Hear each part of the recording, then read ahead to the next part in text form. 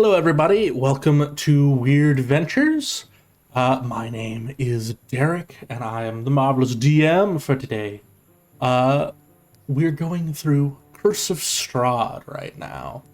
And we have a lovely cast of characters who are going to introduce themselves.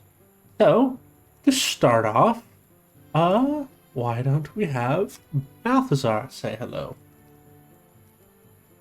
Hello, my name is Cosmic, currently playing Balthazar, the party's resident grave cleric, Azamar. Yeah. Next up, we've got Biner.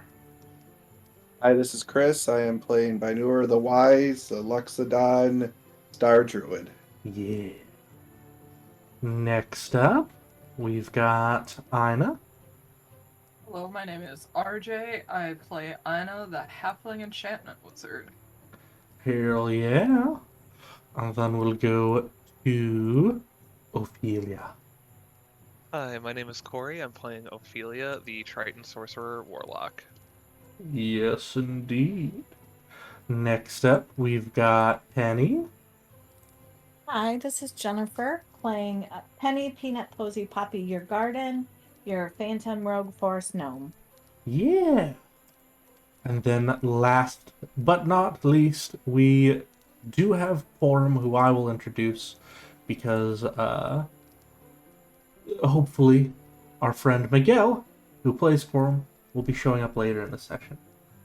Forum is a fairy, fighter, and cleric. But yeah. Sound issue right now. What's that? We might have a sound issue. Oh no! Oh, I don't think Dane can hear us. Oh, okay, never mind. Oh? It was Dane's end. My oh, Dane Ah. has problems. Okay. That's Dana, you're good. giving us heart problems. Well, I appreciate it, because the worst case scenario would be Dave not letting us know about their problems, so that's good. But yeah, that's all of our folks here today, and I'm going to be asking one of my friends to be doing a recap to get some sweet, delicious inspiration. Before I do that, if you are watching and you enjoy our shows, please, please, please hit the follow button if you're watching on Twitch or if you're watching on YouTube at Weird Ventures. Give us a subscribe, put a little like on our video, give us a comment, tell us how much fun you're having, all that good stuff. All of our videos go up on YouTube, so you can catch up on the entirety of the adventure all the way up until now. But with that out of the way, would anybody like to do the recap and get themselves some sweet, tasty, delicious inspiration? Ah, Yeah, Cosmic? I have it. Do I do it? We can toss the inspos to someone else, right? If we already Yeah. have them. That you can. Okay. Yeah, I'll do it. Go for it. Can't let those inspirations go to waste. No. Last we left off, I believe, we hopped back into more fortune-telling shenanigans as Porum and Ophelia had not gotten their chance to go meet with Madame Ava. Mm-hmm. They got their fortunes read, and oh boy, were they a doozy. I think, if I recall correctly, Porum might have gotten the worst of the bunch. Wasn't a friendly one. Porum Was it drew the Porum broken or one. Ophelia? Yeah, well, yeah, no, yeah. Listen, I can't for the life of me remember the exact details. Please don't press me for more. I can fill in the blanks here. That's okay. Yeah, so I think Ophelia got her fortune first, and Ophelia got the rogue, and got a vision of a Vistani encampment nearby Valaki, supposedly led by someone named Luvash, who seems to be leading non-Vistani people into the mist, where they are, well, vanishing. Which seemed to disturb Madame Ava quite a lot. Porum then got their fortune read with the Broken One, and witnessed an angelic creature getting their wings forcefully removed, and then seemingly turning into a malicious figure as their holy symbol turned into something much more grisly, perhaps corrupted. But what happened after that, Cosmic? So once they got their fortunes read, I believe we all just kind of sat around the fire. Ophelia, I do recall, pulled aside Harris. Mm-hmm. Harris, yes. Yes. Excellent. I did remember the name correctly. Awesome.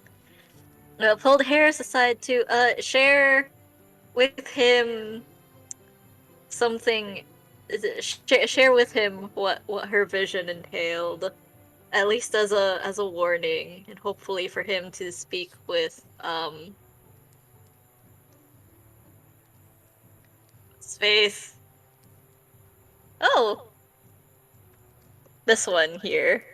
Aragal. I think Argal. Yes, speak with Argal, as I believe he is the brother to the person who she had a vision of. Yes. Yes. After that, there was a bit of quiet before, I think Balthazar started up a bit of a training session for Ophelia and Irina, along with Biner, Mm-hmm. to help them with their help them learn how to use a shield, since everyone else was still contemplating their fortunes, and Balthazar wanted to, get his mind off of it for a little bit. Shield training went pretty okay. Balthazar focused more on Irina, while Biner focused more on Ophelia. Sadly, Ophelia didn't get to learn all that much, but Irina learned something, at least. Yeah. She's on her way to mastering it. Yeah.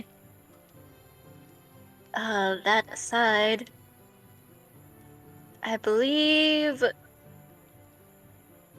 her brother went to go speak with someone. Lord help me, I can't remember who exactly it was he was speaking to. Ismark had a tiny chat with Porum.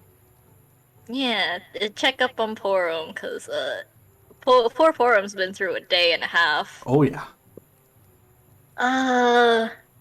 After which, Ophelia had another talk, this time with Dahlia, to potentially do more flirts, but actually just sort of trauma dumped on her a little bit. So that was a fun time. Shared with Dahlia the fact that she has offered up anything, a blank check to her patron, which is a big no-no. Mm-hmm. But didn't seem like it affected her chances with Dahlia all too much, maybe, perhaps. And then I believe towards the end of the night, Biner picked up Penny, so they're sharing a tent to go get some sleep. Porum is potentially sharing with Ophelia, and Balthazar and Aina are sharing a tent together, during which they had a little bit of a conversation. They shared with each other their fortunes, and once again, Balthazar is just showing concern over the whole shadow bit and just of Aina in general. Yeah, much the same with Aina, showing concern with Balthazar as he is, self-sacrificial, a little bit self-sacrificial. Just a tad, just a pinch. A It's a little bit. smibbin. a little bit. It's fine. But I believe the most shocking thing to have ended the night with was Ophelia having a dream wherein the werewolf inside her called to Zudin, asking if she can make a deal, so can I, right? I wish to be free. And that's where we left it off. Everything's fine. Yeah. Everything's gonna be good and great and lovely. But, we'll get back to that when the time is right. Now, we're gonna go over, because we didn't get to do, what happened over the course of Biner and Penny's night. So, Penny, I wanted to ask you, it sounds like, did you want to do a whistle and talk with your friend the Night Caller? Yes, she is going to whistle before she falls asleep. Excellent. You do the whistle that you were trained to do, and once again you find yourself whisked away to a place that again is a bit darker than the first time you were there, sort of mirroring the Shadowfell, this pillar of rock where your friend, the Nightcaller, appears before you, a being seemingly made out of wind himself, sort of hovering in front of you, sitting crisscross applesauce as he usually does. It's good to see you again, Penny. It's been an eventful past couple of days. Yeah, it sure has. You've been watching and paying attention? I've been doing my best to, yes. It was a regrettable mess that was thrust upon you back in town. You have my condolences. Oh, thank you. No concerns, no worries there. Yeah, he had it But- coming. Huh? Said, yeah, he had it coming. Yeah. Gives you a small grin.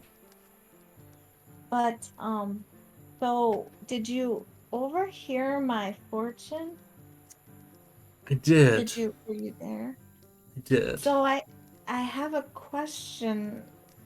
I'm hoping that you can maybe help me with. Do you have any idea who that person was that she was speaking of? Fortunately, my knowledge of these lands are somewhat limited. But, looking at the ears, it did seem to be elvish. Maybe if we can find an elvish settlement or something like this in these lands, maybe they'll have more answers. Do you think there is a settlement in these lands?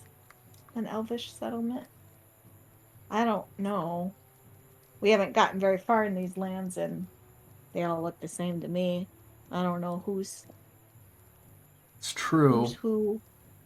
I couldn't say so for sure, but that does give us some other information. Either he's from these lands, or he's not.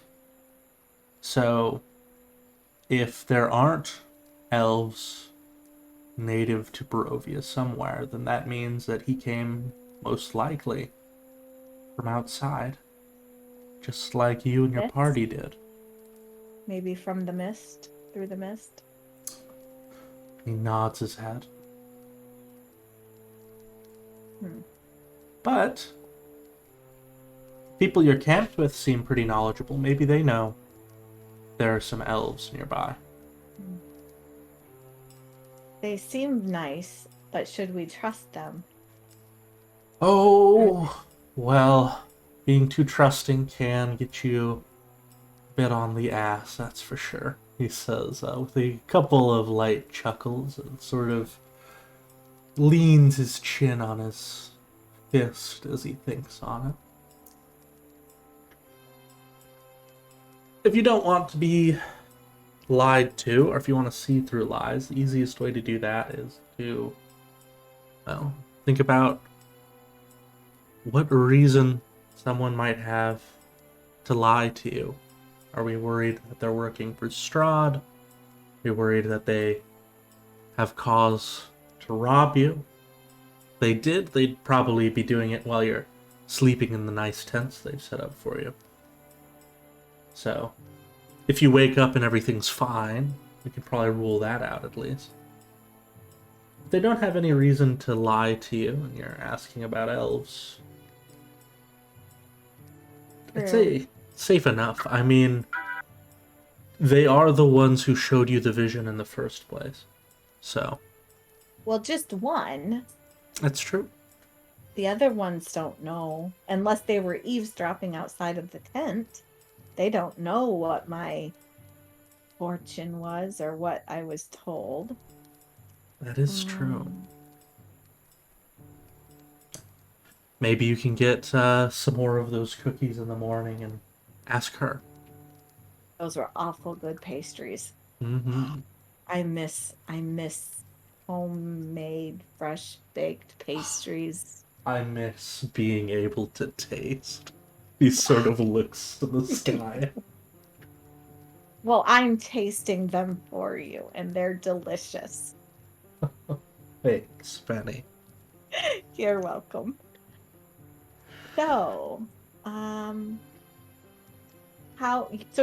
you watch and listen when I'm awake, right?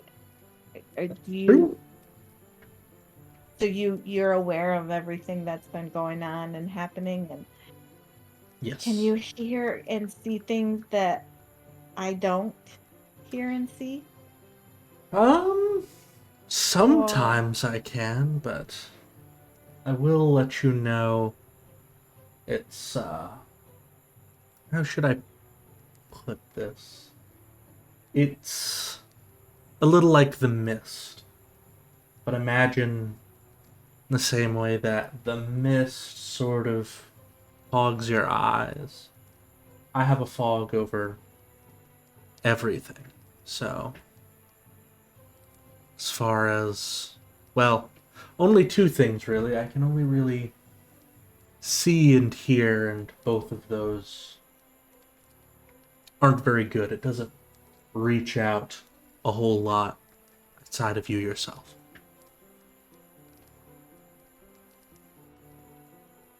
So you can't like float in and listen in on conversations with other people? Sadly I can. Darn. I was hoping maybe you could eavesdrop for me, but that's not gonna work. No, Okay. Don't quite think it will. You can find Okay. something that, you know, the whole deal we made a while back is mostly just so I can walk around. If you can find some way that'll actually allow me to do that, then I'd be happy to. But as is, I'm afraid not.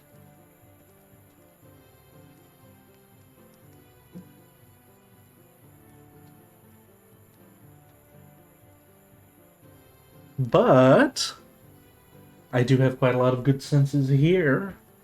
And we do have more training we can do if you'd like.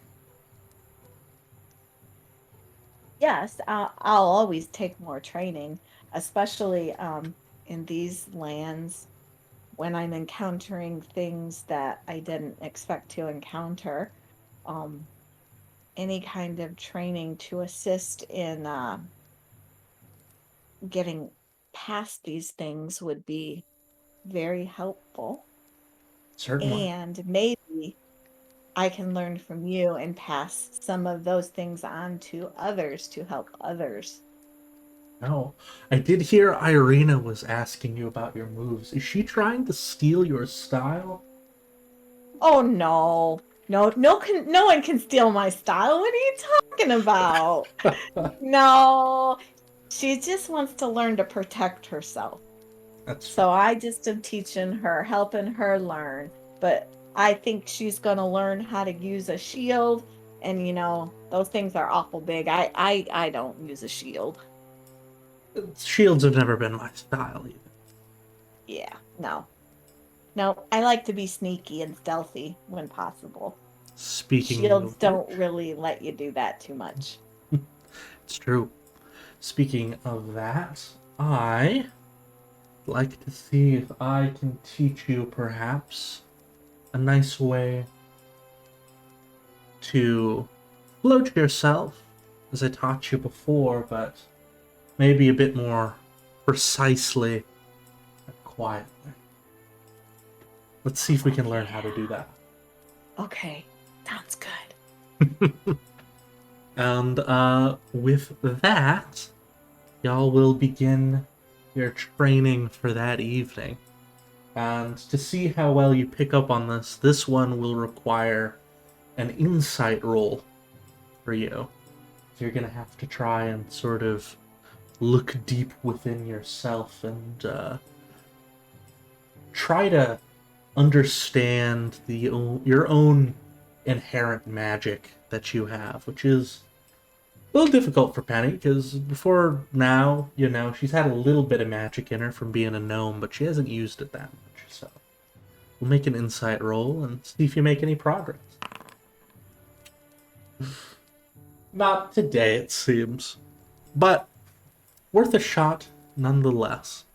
As, the two of you, practice for some hours, but, you ate a lot of pastries today, and maybe you're starting to get like a sugar crash a little bit in your own dreams. You're just like, hard to pay attention. Yep, Oh. hard crash.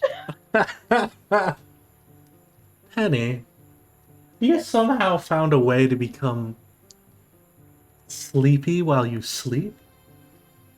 Yep. I'm talented like that. You're certainly unique. Okay, unique. You can use unique. I think talented is better, but we can go with unique.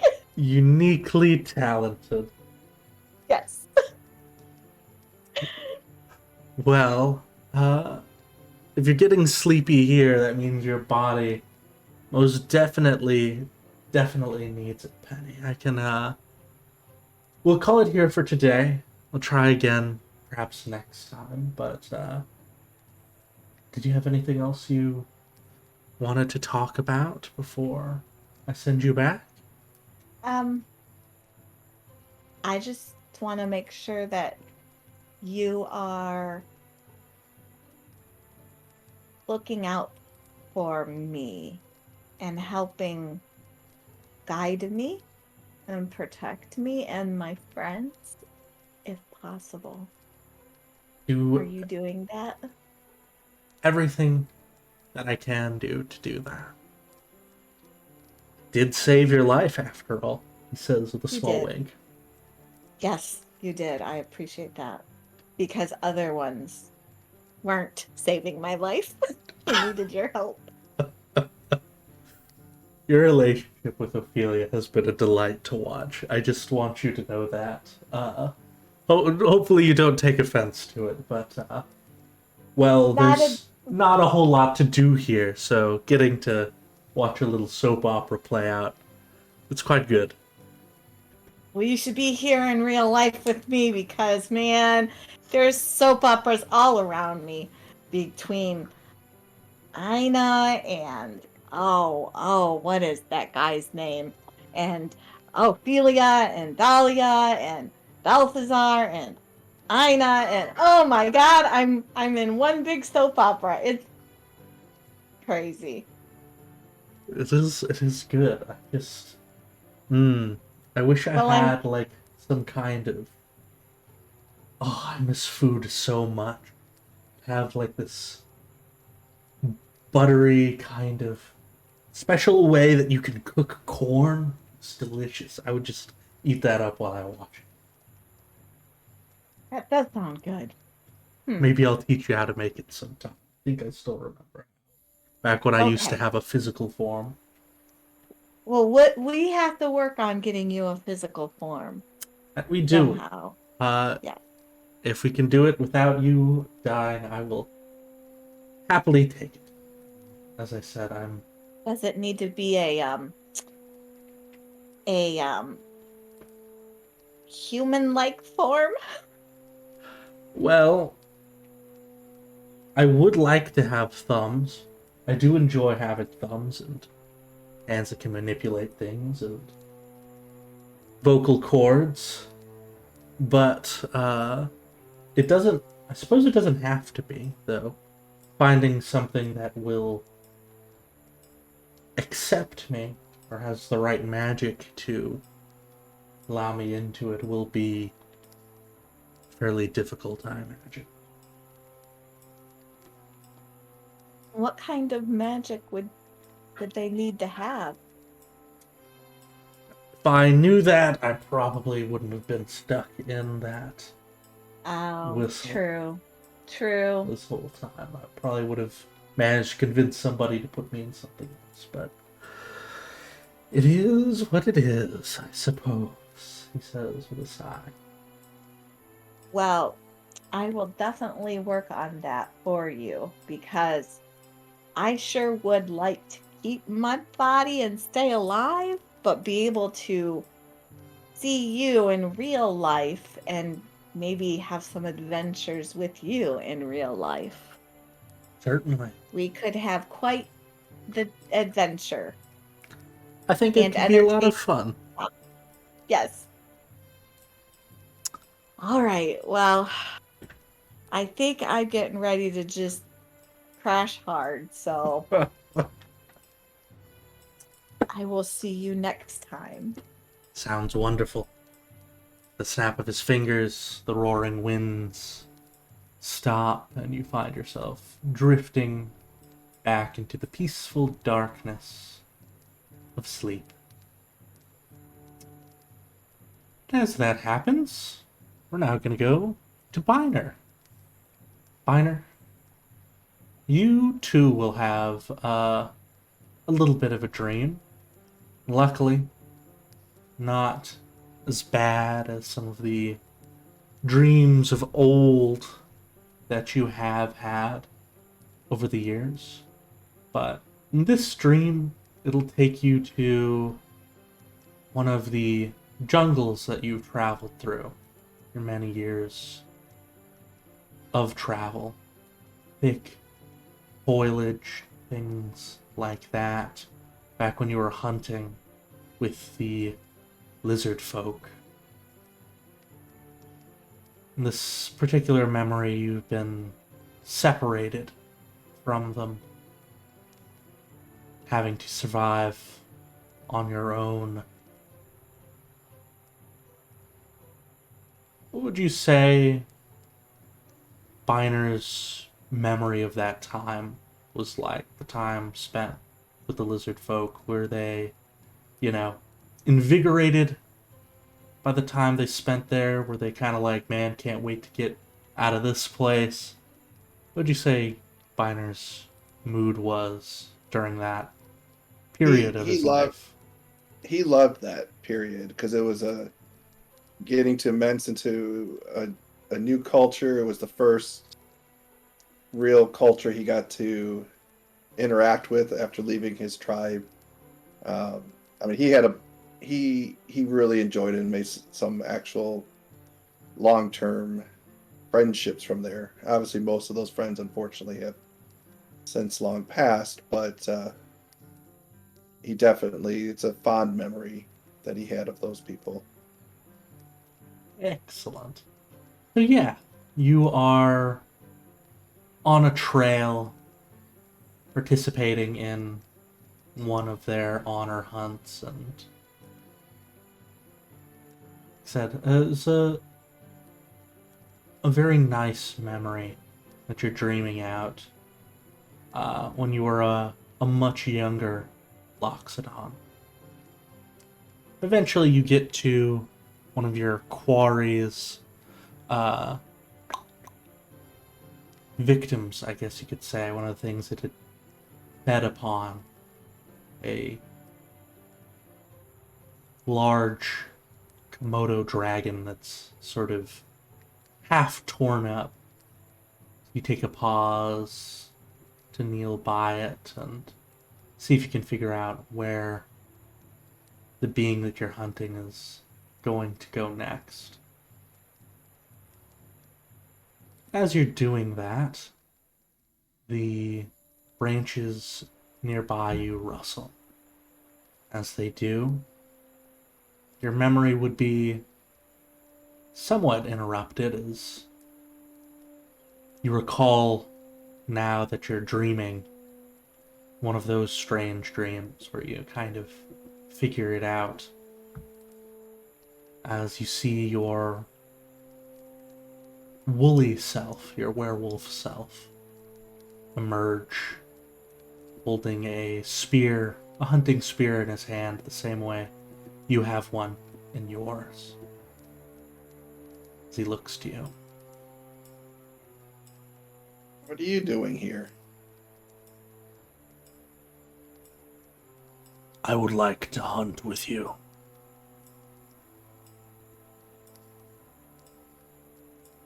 But this is a dream of the past.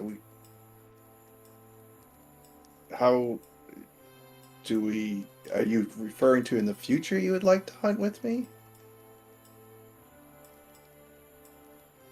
If you would let me out, I figure you won't. The only place I have to interact is inside your head, so... He looks towards the Komodo dragon, towards the trail. This is the only hunt I have.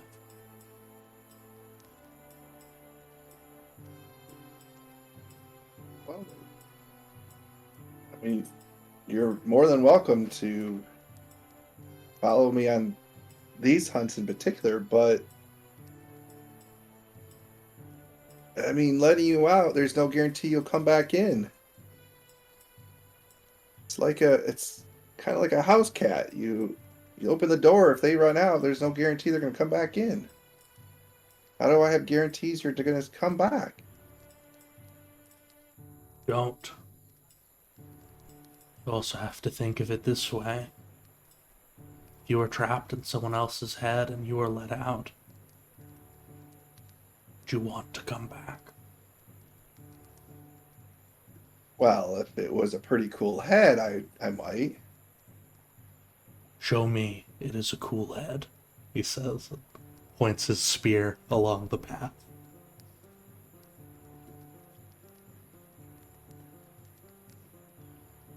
I mean, if I could figure out a way that I could separate the two of us, and you could live an honest life,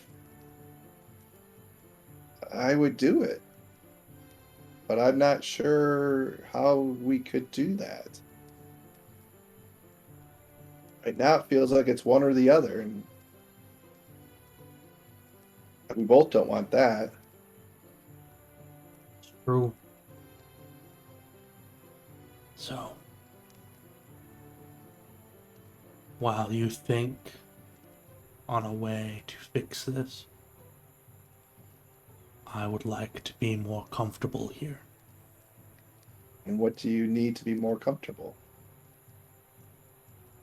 For us to come to an understanding. Which is? Be closer. He gestures to the hunt. Essentially, he wants to bond with you, is what he's trying to Right, say. yeah. Well, He's just not very good at it. well, I mean, obviously you're in my dreams. Do you know much of the rest of my history? You've traveled long, far. You've seen many places, experienced many things. It is a richness has been passed to me that I respect you for.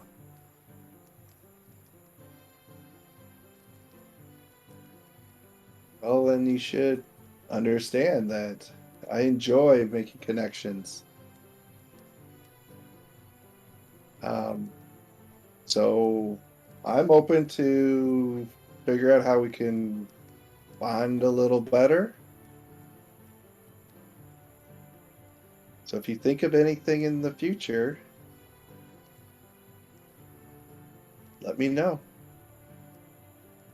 He nods. Will you hunt with me? Of course. All right. You could have the spoils because I'm still not a big fan of eating meat. So, but it's all yours. You get it. I missed that today, he says with a little bit of a tiny growl. Because if I recall right, you did refrain from partaking in the salmon. That's correct. Yeah. You get the feeling he's a little peeved about that, but he's also seemingly trying his best. Yeah.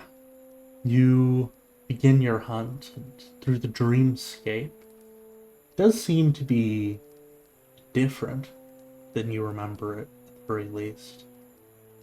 Somewhat fresh. And you can roll an insight for me if you like, actually. Right.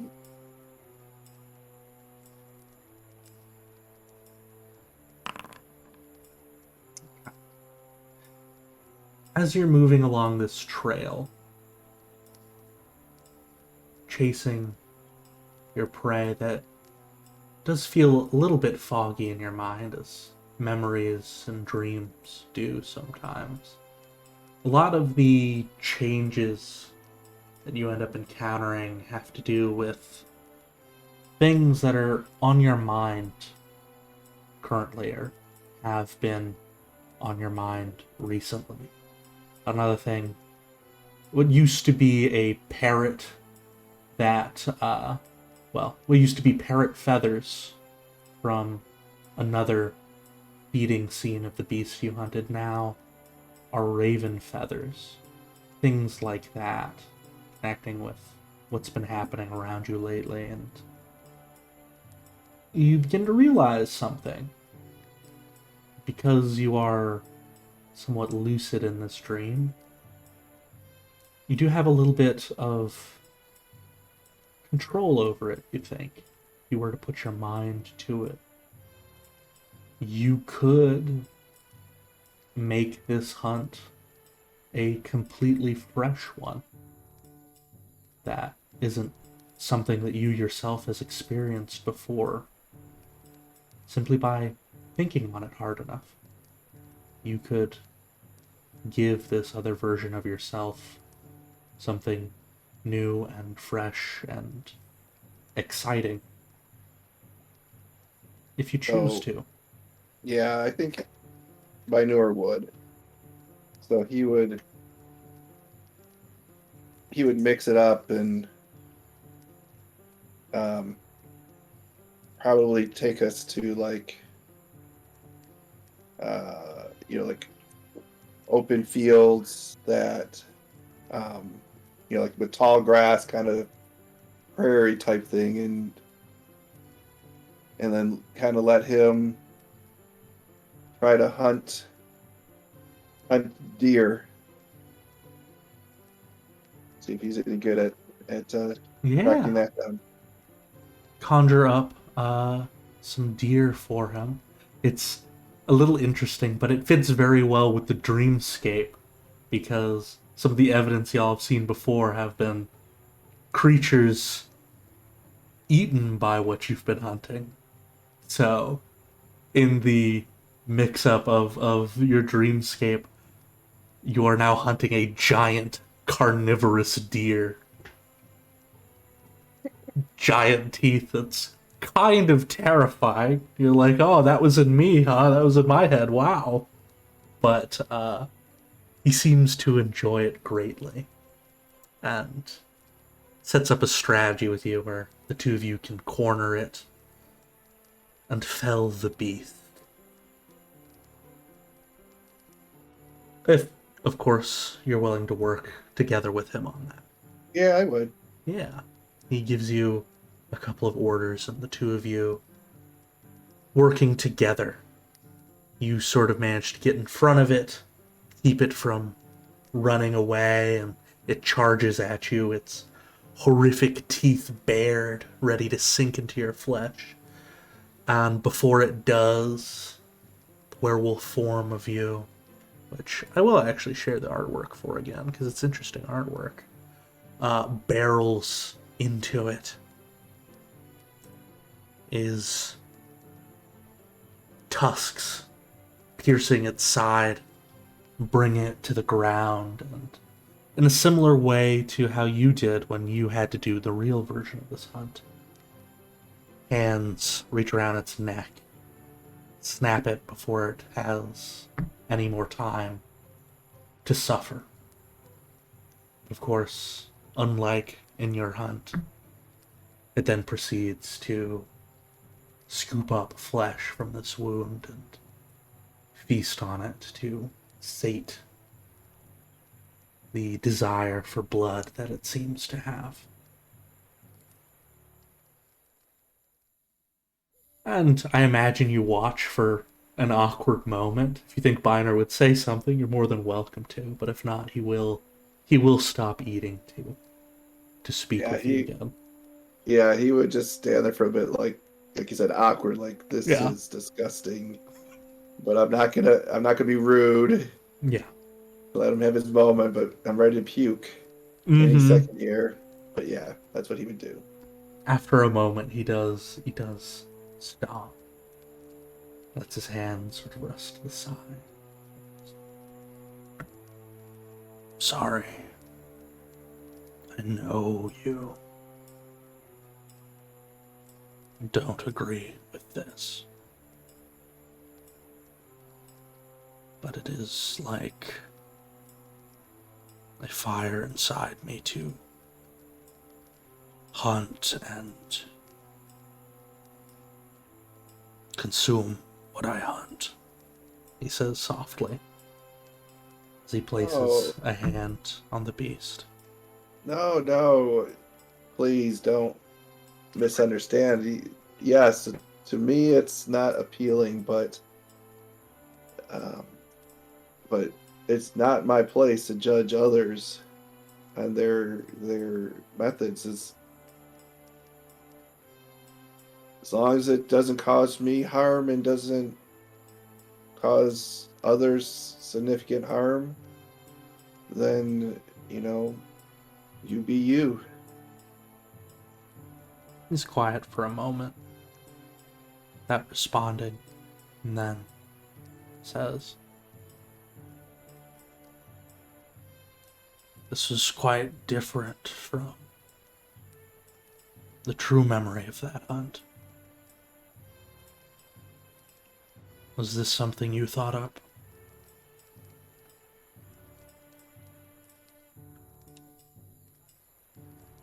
It's just years of learning. They don't call me the wise for no reason. Had many, many years. I've only had a few days to try and grasp that knowledge. He wipes some of the blood from one of his hands on the tatters of his clothes.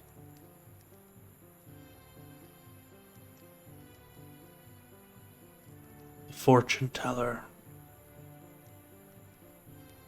from what she said, it sounds like we don't have much time left.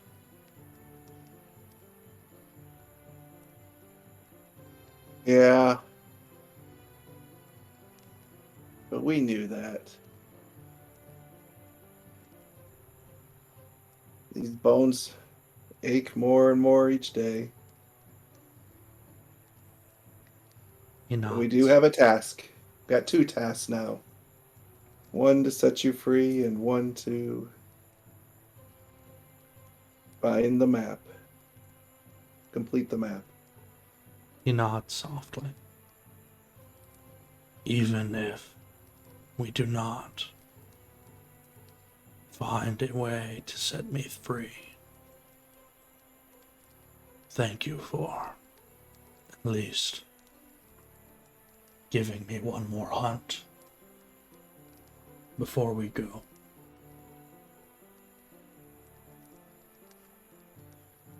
It's my pleasure. And he'll bow to him. Yeah. With that, you find your mind slipping away from the being inside you. Going back to a normal sleep as the idle sort of scraping you've grown accustomed to in the back of your head grows just a little bit more dull, a little more accepting of this situation. And after that, let me double check something. Do we have a Porum? Migs? Yeah.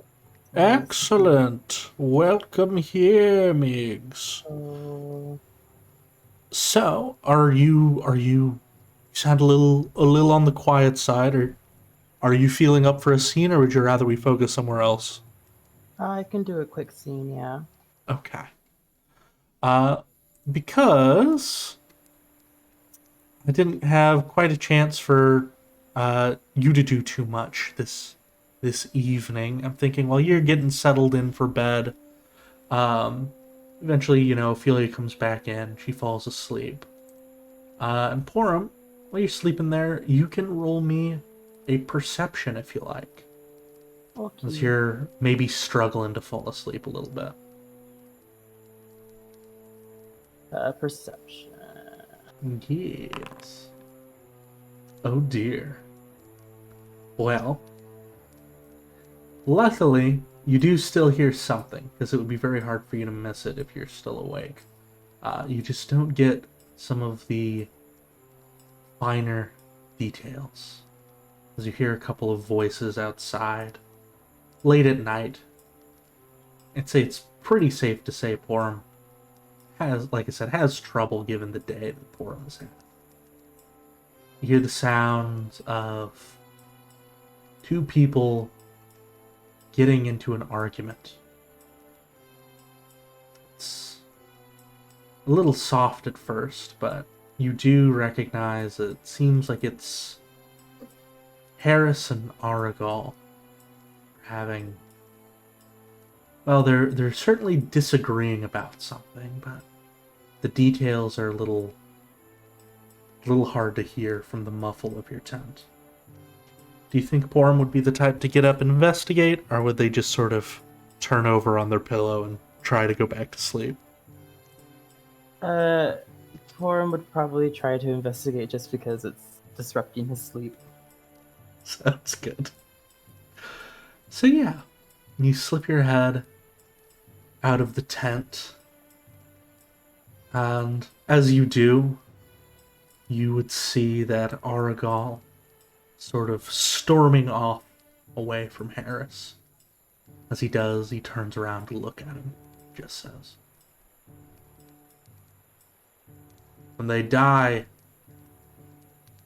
there's something that you could have done, Harris. Blood will be on your hands. Sorry, I can't help you, brother." Shakes his head in disgust and climbs onto his horse. And you would watch, probably right around the entrance of your tent, you'd see as Aragal begins walking past, and the 2 of you would meet eyes, and there's a bit of a scowl on his face for a moment. Well, there's a scowl on his face the whole time, but you would get to see it as the two of you lock eyes as he rides past. Harris looks a little bit defeated by the campfire, or noticing you with your head popped out. I'm sorry, Porum. Did that wake you? I didn't mean for it to.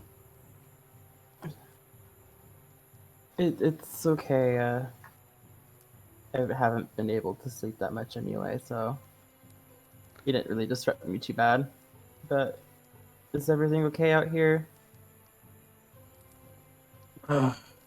He lets out a little bit of a sigh and kind of aggressively scratches the back of his head. It'll probably be fine. Probably. I hope. But it's, Vistani business. I wouldn't want to rope you into it. If you want, though, we've got a little bit of tea, maybe something like that. Could help you sleep. I could whip it up for you if you like. I get the feeling I won't be resting too much the rest of the night either. I'll take you up on that offer, but I'm not gonna lie, that probably isn't very comforting or reassuring. The tea or The conversation part with you were having with Argal no? about the situation being probably okay. The tea sounds divine, and I'll probably take some. Yeah. Come on, and he'll motion for you to come take a seat by the fire where it's warm as he gets a little pot set up. Holds his hands a little bit. I've heard a lot of some troubling things tonight. There's another Vistani camp just nearby Valaki that Aragal tends to hang out at. They've been up to some sketchy shit. But, you know, even though we go our separate ways, we're still a tribe and a family. We try to look out for each other. They've been going down a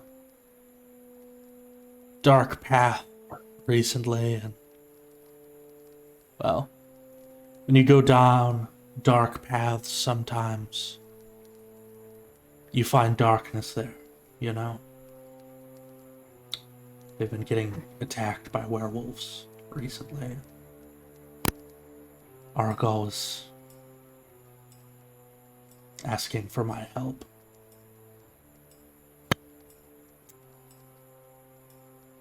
Are werewolves usually an issue in this area?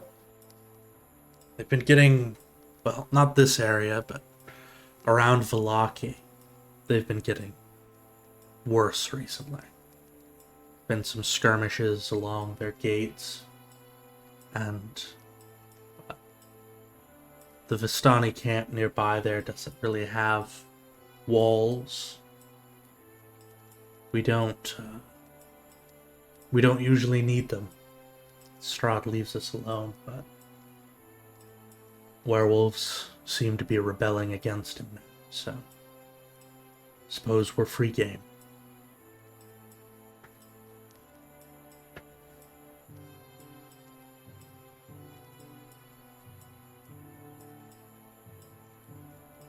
Sorry, I'm trying to figure out words, because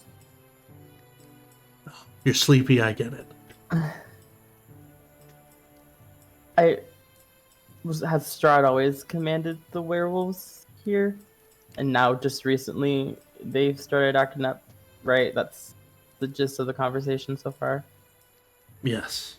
As far as I can remember, or anyone I've talked to can remember, werewolves followed Strahd and did his bidding like good little lapdogs. But, well, seems, at least from what I've been hearing, must be some kind of dispute. I Strahd, if we had done something to earn his displeasure or make him revoke what he's given to us, pretty sure he's the type who would have let us know with something a bit more obvious than just a couple of werewolf raids. They have been getting worse, though, so I can only assume that they must be rebelling against him. I probably know the reason why that is. Oh? I mean, it's just a theory, but we were, before we came here, chasing someone who escaped to here, and they do have some ties into werewolves and werewolves pack, so I'm guessing they're the ones who are starting the rebellion. Interesting. Well, I don't know if you can convince Luvash to stop being a goddamn idiot, he says, with a small shake of his head. But if you can, you might be able to get some help from the Vistani in the village over there, fighting against whoever this man is. And maybe I'll be able to help too, but I do have an obligation to help out our other friends, Sorvia, Mirabelle, Goric, down in Little Barovia, so I can't just abandon them. And somebody has to stay close by to look on Madame Ava.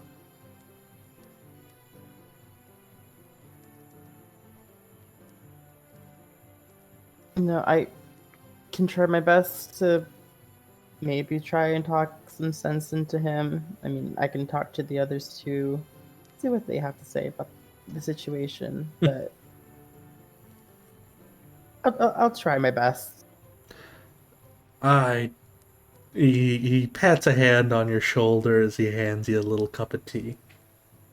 Didn't mean to put that responsibility on your shoulders. You don't owe me anything. But, Nah, it's the least I can do. You've all been more than...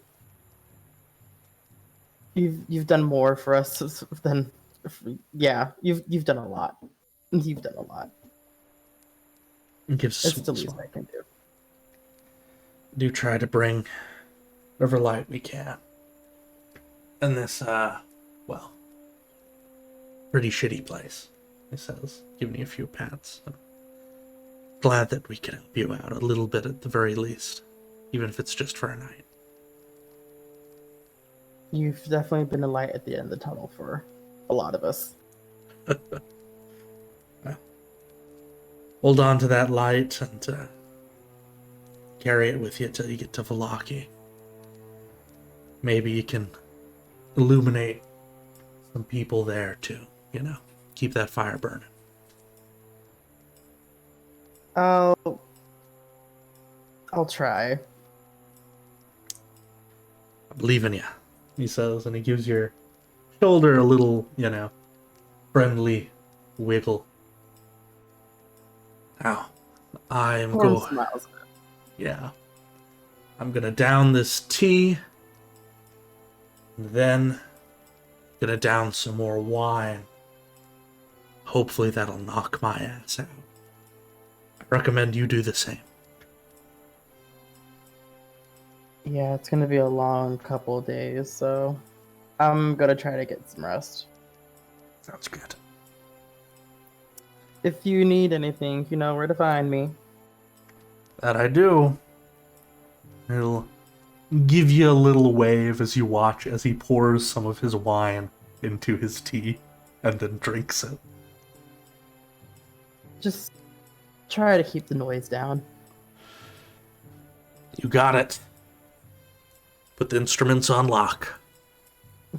And, yeah. Poor will chuckle a bit and then return back to his tent. Excellent. And back to the tent you go.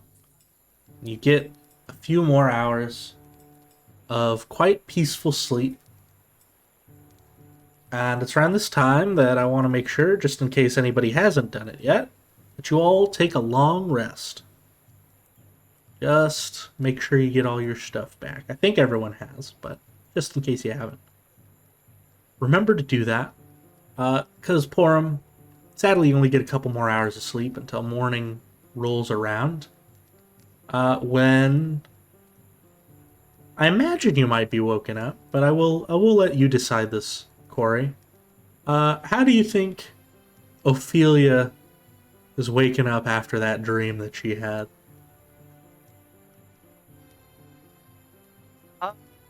Let's see. It would definitely be... I'd actually probably say she might wake up with a shout. Oh boy. Or maybe, like, it wouldn't be quiet. I don't think it would be like a wail, but... Yeah. Yeah, Porum. There's just a shout right by your head in your little tent.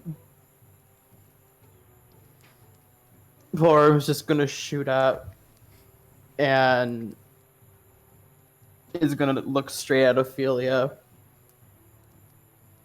Very concerned.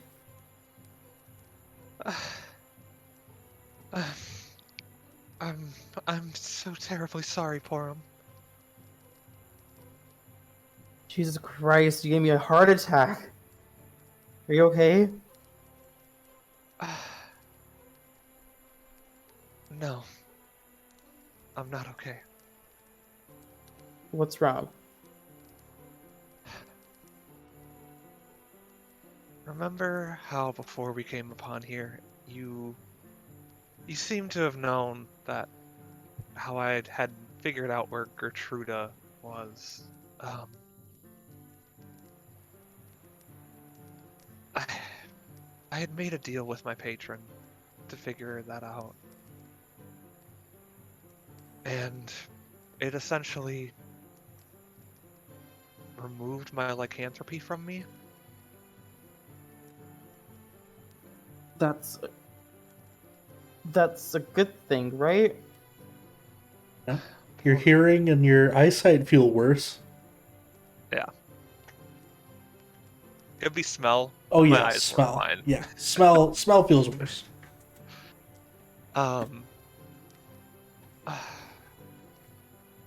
Just no, because it's not as if it cured it. It took it from me.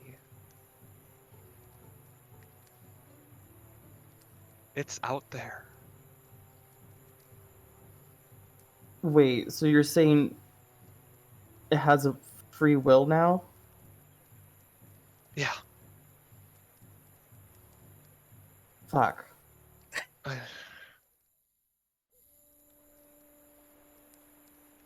I didn't expect to wake up shouting, but in my dream at the end of it, I just was screaming. And Sudan he just wasn't listening. I guess but... I mean, I would have the same reaction as well if I was in your situation. Do you know by chance where your werewolf is? Is it here? Is it in camp? I don't think so, but I can poke my head out and look. And yeah, Ophelia will just kind of take like a step outside. Yeah. Did Ophelia sleep with her scarf on, by the way? Probably. Okay. Yeah. Maybe. Who knows? It's a little I like bit how it's delayed her, after like how it's you. her scarf. Yeah, it's her scarf now. Yeah. You feel the eye on your neck sort of lazily flicker as if it is just waking up itself.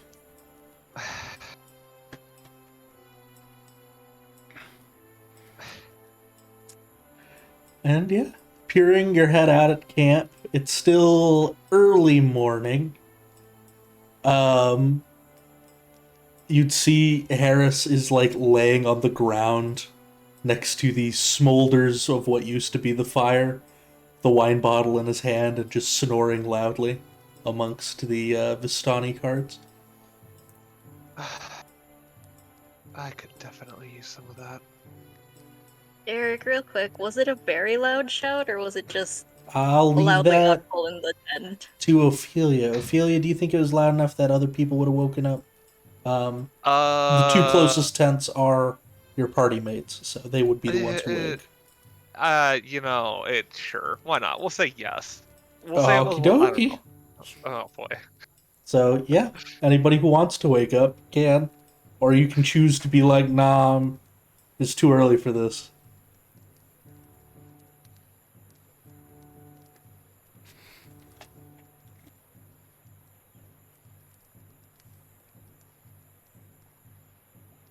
You need to ask something real quick, hold on.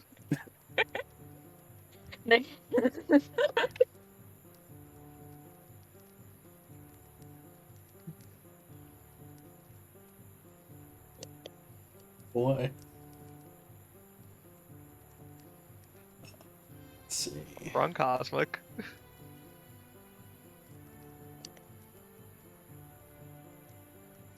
I like to think it takes a second, but Balthazar immediately has his head poking out, hair kind of a little bit of a mess. It's not only his head poking up, but he takes a look around, notices Ophelia, and just looks concerned, very confused. Bedhead Balthazar. Yeah. He sort of blinks at Ophelia. Are you okay? I'm going to save it for the morning, honestly. It is the morning, technically. You'll have long Oh. rested. Oh my gosh. I'll save it for later, Balthazar. You go back to sleep. No. You don't feel like it's time for more sleep, Balthazar. You are very awake.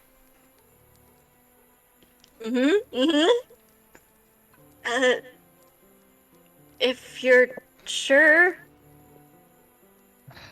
Are you sure you're alright? Are you? That just sounded a little unlike you. His cheeks kind of take on a rosier color. Well, what is that supposed to mean? You just sounded a little unnatural there. Different than from how you normally do. I mean, usually I don't wake up to the sound of shouting.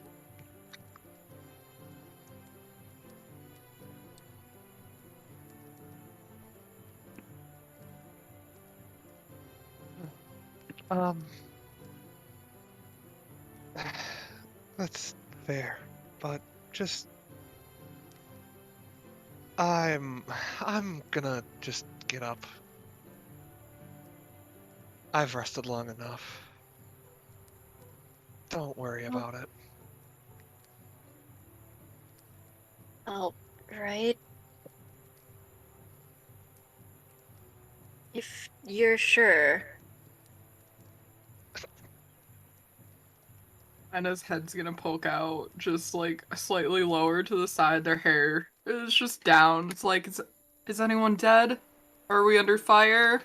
I don't smell burning. I haven't revoked my anything with my patron just yet, so you're still fine. Good. Why is there shouting? Are you okay? Was there a bug in your hair, Ophelia? Is it your new appendage? Before you say that, she's going to say, "Watch what you say carefully." Do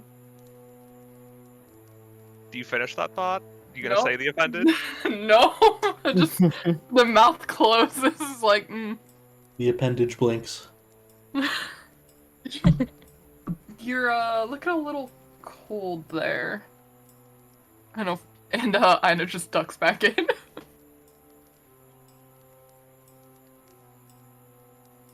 And Balthazar just sighs.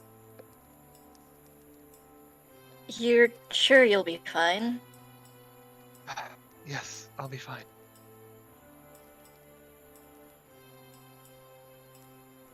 All right. He'll nod and duck back in. Okay. Well, Oh. y'all do get to, sleep in a little bit this morning if you choose to. Sorry, did you have something else you want to say, Corey? No, I was just gonna have Ophelia tell Porum that she's just gonna get up, and Porum won't have to worry about any more loud noises. Okay. Are you sure you want to go by yourself? I can come with you. I mean, If you want, I'm just gonna be sitting at the tree just up the hill. yeah. I'm Let not me going just very far. let me just get changed, and I will meet you up there. Okay, sounds good, Porum. Question for you, Corey, because I know who you're waiting for. Dahlia, right? I mean, I was just getting up to get up. Okay. You Was went not to waiting that for tree. Dahlia. Okay. No, I assumed so because you're going to that tree, but that's good to know because I was mostly asking so I could remind you. You had something you wanted to ask the whole party first, so I didn't want Oh no, I know. Yeah, Dahlia, I know. you just show up and be like, "So did you ask the thing?" You're like, "Oh no," and then you walk back. Oh, No. okay. And yeah, Orm will get up and join you as y'all rest against that tree there. Y'all talk about anything? We have girl time talk. All right. Yes, pillow talk. Girl time talk between the two of you. I'm sorry, Porum. Did you get any kind of sleep? I got enough towards the end. I'm not sure if you heard it, but there was some arguing outside the tent last night, and that kind of woke me up. Unfortunately not. I, you know, I actually had a pretty sound sleep until I had my dream. What was the arguing about? I couldn't really hear the specifics, still kind of wallowing in self-loathing and pity. But Argyle and Harris were arguing about when they die, there'll be blood on your hands. Ophelia's gonna kind of pinch the bridge of her nose and like frown at that. And then I was talking to, excuse me, morning burps. I was talking to Harris, and I guess they're having a werewolf problem as well, at the other Vistani camp. And pretty sure I know who's behind it. You think it's Balak? It has to be. Harris was explaining to me that the werewolves used to take orders from Strahd, but now they've been rebelling and revolting against him. And the only other person we know who's had any connection with lycanthropy and werewolf packs is Balak. Right, Porum. I can probably shed some light as to what the argument may have been about. Did Harris mention Luvash at all? Yes, that name did get brought up. That was the person I saw in my vision. Madam Ava and I had talked about it. If Harris didn't already say it, he might be leading people into the mist for what exact reasons I don't know, but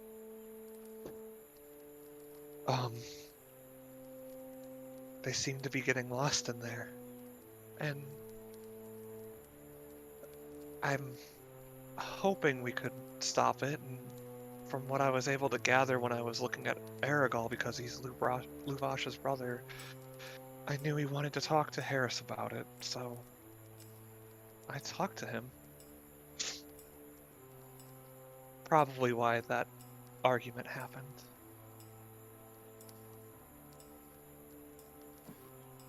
I'm honestly a little worried if I did the right thing.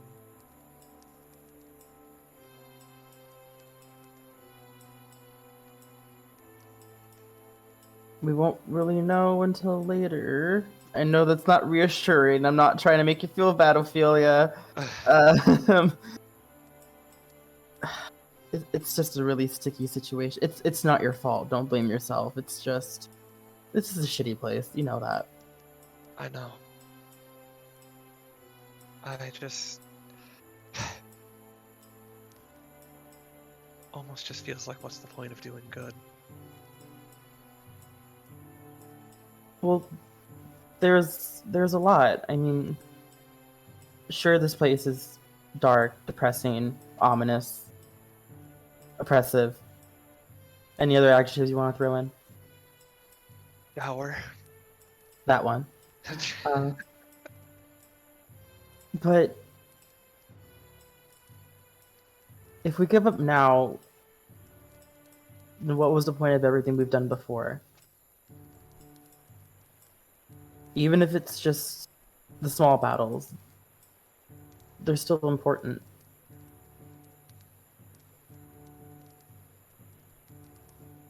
So don't feel like it's all for nothing, because, I mean, you think about the innkeeper that you helped earlier.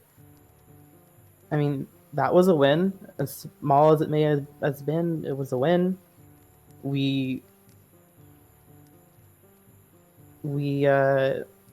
What else have we done? It's been a lot. We've done a lot here already, is what I'm trying to say. And oh god, I'm not good at these inspirational talks at times, but don't give up hope, Ophelia. Hope is all we have. Kind of snickers. Insert anime music. I was gonna say, if you say it as corny as that, you'd definitely like chuckle. You're right. It's just, I just have to be smarter.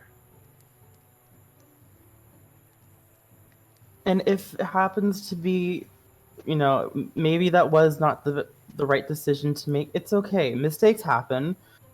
You were trying to do good, and that's all that matters. Your heart was in the right place. Thank you, Porum. Of course. You sound like you've really at least seemed better than yesterday. I know it was a lot. And I also know seeing those things, it's not easy. Well, go ahead, finish Gray, I'm sorry. That's okay. So just thank you for even still inspiring me. I mean, I would lie if I was saying that I'm 100% okay, but sleeping helps definitely, and my mother always taught me a new day is a new beginning. So I want to try and make it the best day, even if this place is a shithole. Agreed. Let's do what we can to make this place better. If we can. Through the power of friendship. Oh, hell yeah. Alright. But yeah, I'd say, y'all get to sleep in, which is maybe a nice change of pace. Sleep in as much as you like. Eventually you'll wake up and there is a light breakfast, Some omelets are being handed out to many of the Vistani in their wagons. They're munching on them, and there is plenty for all of y'all to have some as well. But you can also tell that the carts are getting ready to pack up and move, all except for the large tent that Madame Ava resides in. They are beginning to get ready to move on with the day, go down to Little Barovia like they said they would. What y'all would like to do and discuss as a party will be your choice to make. Harris is still knocked out with his hangover, so you'll have to wake him if you want to talk to him. Everyone else is getting on with their day. I think Or he's had Harris. one on. And yeah, when y'all are ready to move on, you'll just let me know. Can get on the road. Once Penny leaves the tent, I knew her will knock it down and find out which cart to put it in, and he'll put it in there, and then he'll be like, "All right, we wasted enough time. I'm ready to go." And he'll start heading out. Wait, where are we Yes. going? Gotta get the rest of the group. What? Let us wake up. Let us have breakfast. What? Well, I figured you ate your breakfast while I was taking the tent down. Just walked out. I'm fine. Eat some breakfast. Oh, Teddy.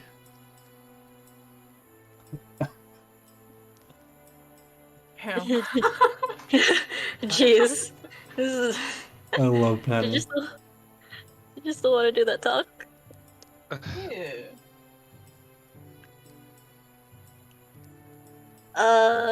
This is probably still earlier before everyone else fully wakes up, because that early wake up with Ophelia shouting.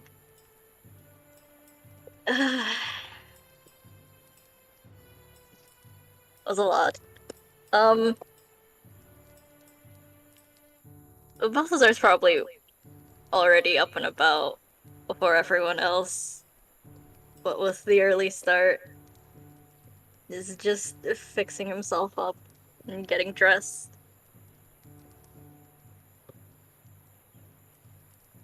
Mm-hmm. But,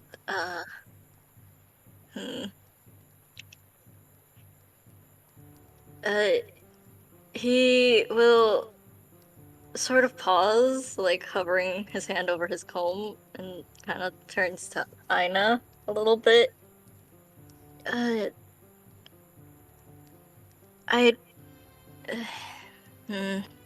know you said that braiding one's hair was a sign of courtship, but considering you'd and he sort of gestures to his own hair, I would at least like to reciprocate. It doesn't have to mean anything.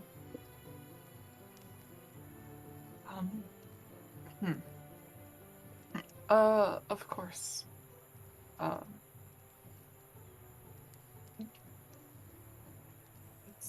It's fine, yeah. And, Aina will kind of reach into their bag and hold out their own brush for Balthazar. Don't want those brush cooties. Uh-huh. Brush cooties. He'll take it and start combing through Aina's hair.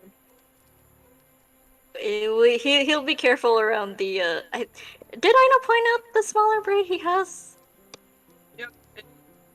At the back of the base of the skull, so it can be braided into a braid.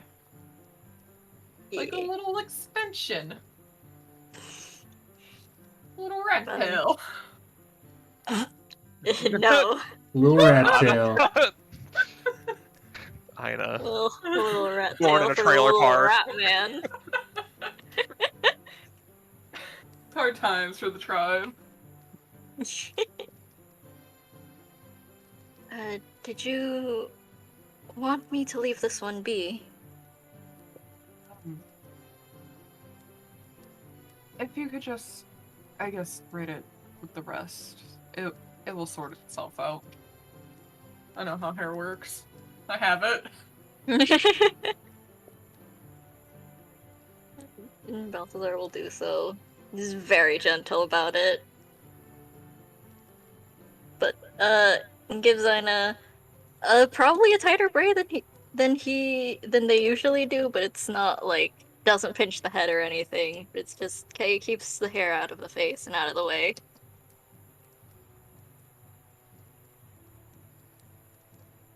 Thank you. This, this was nice.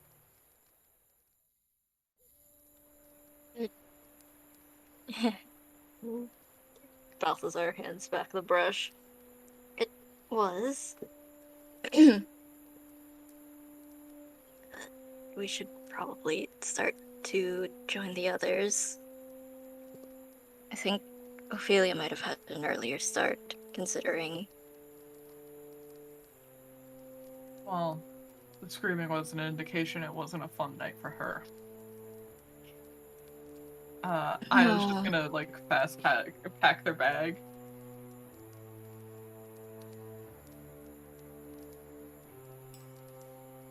Good thing you're fast packing, because Biner's over here like a dad ready to go on vacation. Right? Come on, get in the like, car. We gotta go! Does Biner own New Balance shoes? I'm just curious. The white ones.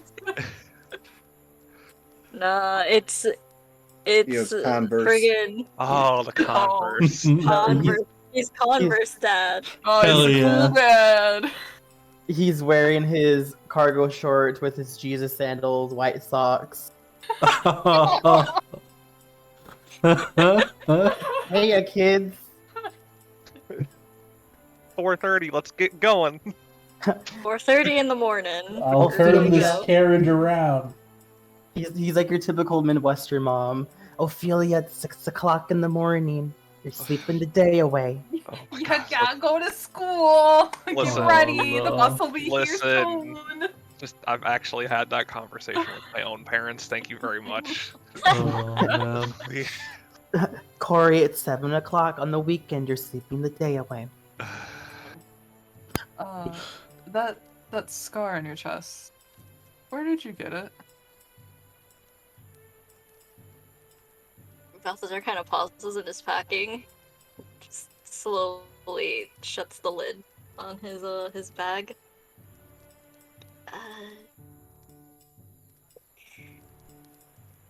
It was.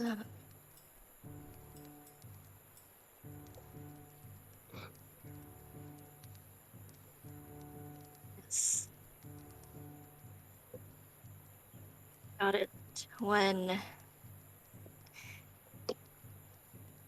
Just before me.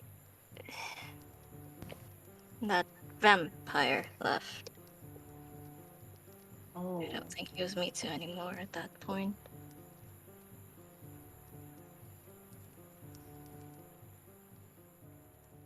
Balthazar's kind of looking at his feet as he stands up and shoulders his bag. I apologize for bringing it up.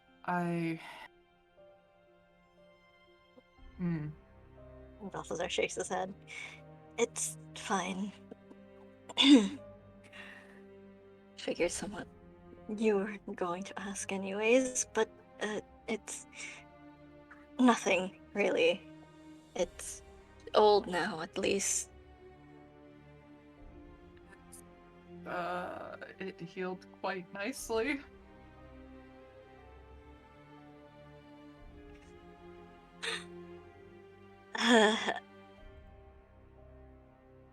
It healed as best as it could have without magical aid, yes. What I meant is it's not twisting the skin, it's actually barely raised. It heals very well for non-magical means. I'm gonna go get breakfast. This was fun. I was just gonna duck out of the tent. He's dying. Yeet. Bye. Did they tent? Goodbye. Yeah, they did tent together. Never mind. Ignore me. Ignore me. They did more than 10 together. But I don't know Yeah. what you mean. but yes. Plenty of omelets for everyone.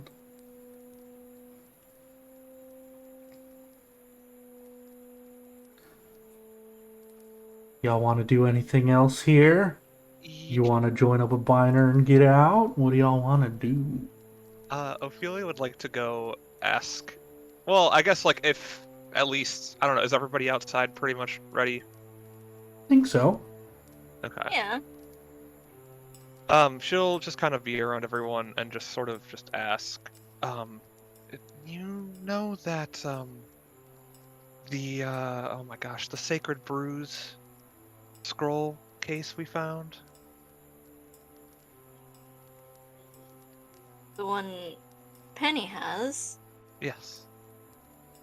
The translated one? Translated or original? I'm actually not entirely certain, but Heck, we haven't been looking for any of those mushrooms. Nope. I was going to try to get some information from Dahlia, but it might either cost gold, a lot of gold, which I'm not going to offer up any of ours. Well, yours, I should say. But I think she would also take the Sacred Brews. That scroll. I know it's not mine, but I could even ask if she'd be okay with just a copy of it. Why does she want it? I don't exactly remember if I even asked, but Just curious why she would want it. What's so special about it? just from what I know from her, she does like alcohol. Sounds Made like out a of mushrooms, problem. huh? I think their options are a little limited in terms of what alcohols they can make. Yeah, Consider it's just to this guy. Well, how does she even know about it? she saw it. How'd she see it? Derek, can you tell me how she saw it? How Uh, does out she know, here. how does she know we have it? Was it strapped it's- to like Penny's pack or something? Yeah, like yeah. It's a good Okay. question to ask how Did she she saw go it. through Penny? oh my god. It's a Did good she go question through to Penny's ask. stuff? That's a good question. Oh my Where god. is she? Where's You- Dahlia? You didn't ask why she knows? What? I Can want to know if hold somebody's their going. pack tighter? Like the I want to know if somebody's going through my shit, cause I don't go through other people's crap. Where is she? Insight check that? Can I insight check the heck out of Penny that? goes through other people's crap. Yeah. I have Penny- not gone through anybody else's stuff in our party. In our party. Oh, Yeah. come on. Her party. You know what? I'll take it. Hold on. I believe you, Penny. Oh, you know what? Guess the nut one's away. So she is telling the truth when she says at the party, but I'll let you decide, Jennifer, if you would allow for the insight rolls to be regarding other people not in the party. No. No, No. she hasn't. She hasn't That recently. That's fair. is true. All right. In that case, it will be as it is. So where is Dahlia? Let's go find her. I want to know how she found out. I can have her basically, I was going to have her show up whenever y'all are done discussing whatever it is you wanted to discuss. So, Ophelia, is it cool if I have her show up again? Yeah, sure, why not? Excellent. Anything else you want to ask us for, Ophelia? Soul, my kidney. Actually, you probably already have that because I'm here. Yeah, Actually, keep that in mind. because I'm a big doofus, Ophelia, I know the money was for Argenvost Were they Holt's info. Were they for two different things? I feel like they were, but now I can't remember what the can't- first thing I was. also can't remember either. Oh no. That's- No, it's not my notes. I didn't even write Then it. maybe- I wrote maybe Iris it and was Purple. one or the want other. it. Yeah, maybe it was one or the other. So we'll just say I- that is info for there. Okay. But yeah, you'll see she walks up. She kind of gives Biner, who's tapping his foot, a little bit of a look and a wave. He'll rest against the tree nearby him.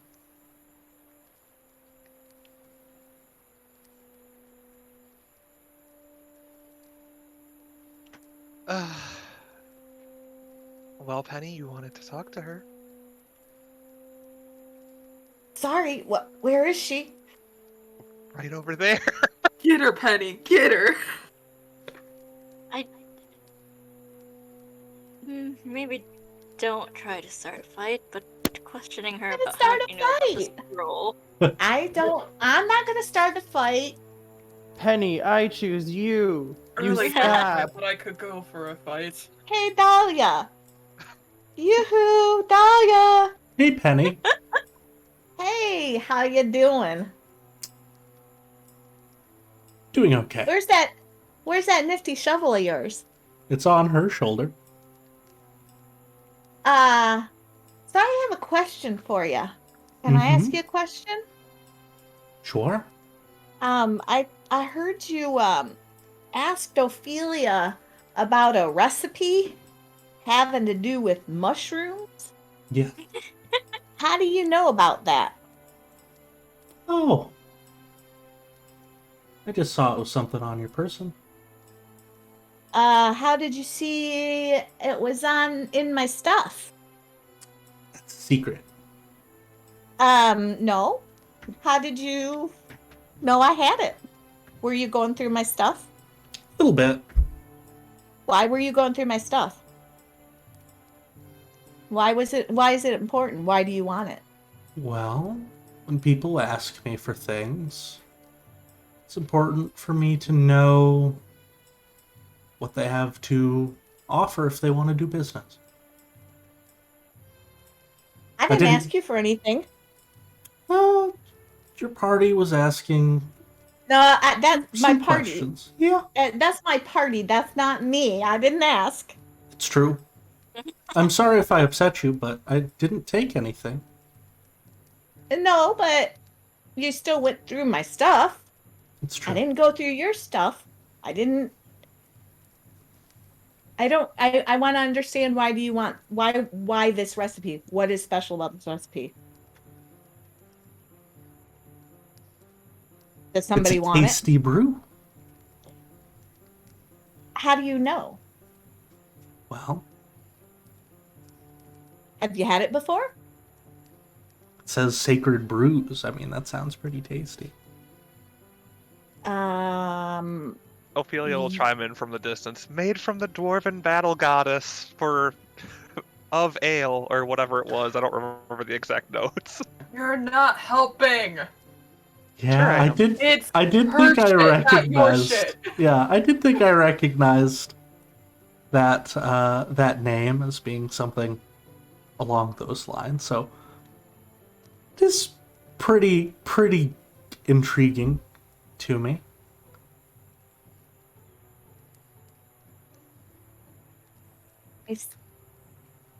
I still don't understand why you want this. Out of anything else you could ask for, why this recipe? I'm interested in it, and Ophelia was asking for me for something in return. So it seemed like Well, a fair trade. What was something of mine Mm-hmm. is a fair trade for something Ophelia wants that I'm not getting. How is that fair? So what did Ophelia ask you for? I didn't ask her to steal it from you. To be No, fair. I didn't say that. What did Ophelia want from you? Information about a place called Argenvostholt. And you want a recipe to give her information about a place. Yep. Ophelia, can we get this information from somewhere else? Why did you have to why did you have to offer up something for information? Excuse me, Penny, I did not offer up your scroll. No, you offered up something. And Dahlia's decided that my scroll is your scroll, and so it's should go to her. Penny, I think you should calm down. No, And I she think has. Penny has a right to be upset I because think you she should- asked her something. And I in didn't say I return, was going to give she the wants scroll. something. Oh no, I'm not saying that. No. I'm saying you wanted something, and Dahlia wants something of Penny's, not of yours. That doesn't seem fair. And I just want to understand why, and she's not being very forthcoming. So I told you it's a tasty brew, and I'm interested to see what the recipe will make.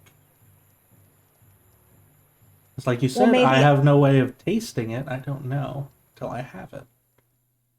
Well, if it helps you, a lot of the mushrooms required are poisonous.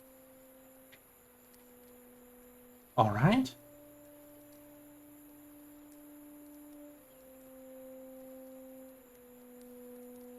About ready to go. But minor. Dahlia Let's laughs just a go. little. More information later.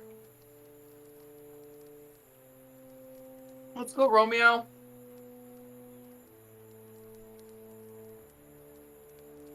What's that directed to? Ophelia.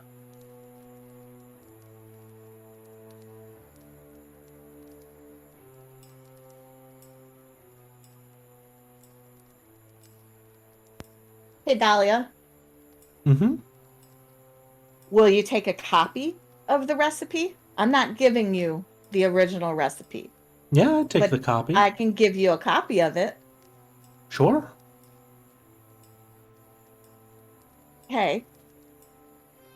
So can I just, I don't know, do I need to copy it for her? Well, you already have a copy, actually. True. The unfortunate thing is the copy is the one that you can read. Because, Right. yeah. So I want a copy of the copy I can read. So I want the original, and Mhm. I want the copy that I can read, but I can give her a copy of the copy that I can read. Yeah. Hmm. You can do Also that. confusing. So I'm gonna. When do you need it, Dahlia? Because I have to make you a copy. Well, I do have things to do, so if you have time, kind of glances towards Biner.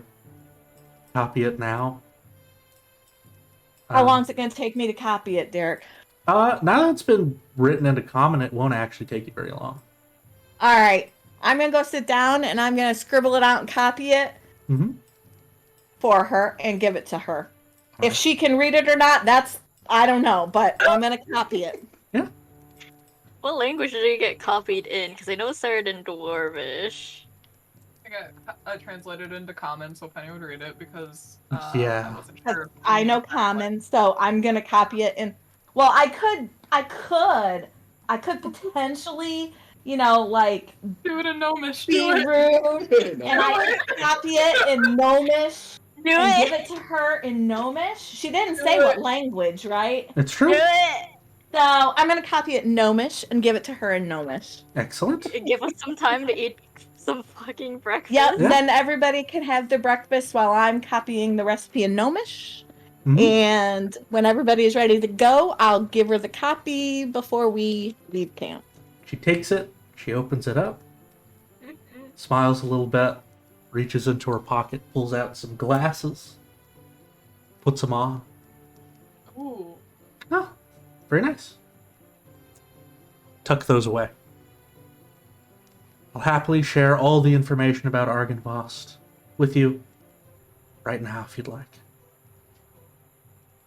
I'd also like to hear that conversation. Is that okay, Ophelia? Of course. It was supposed to be for everyone, Penny. Well, I didn't know. I wasn't in the initial conversation, so You act like I was going to offer up your stuff without asking you. oh, Ophelia, chill out. Dahlia, why don't you give us the information?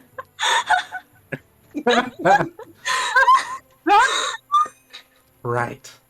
So, Argynvost is the name of a silver dragon.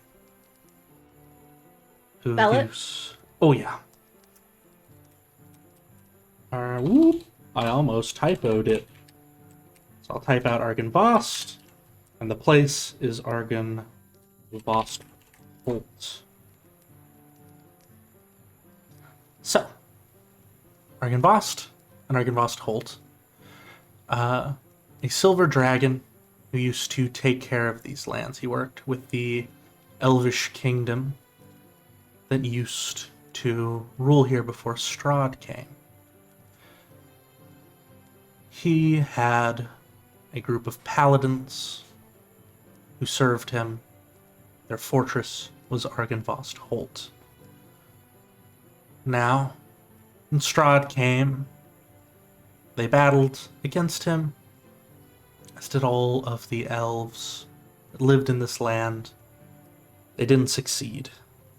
Strahd didn't kill all of the elves. He left some of them to be his citizens, but everyone in Argynvost Holt died. Everyone except for one of his eggs. A single egg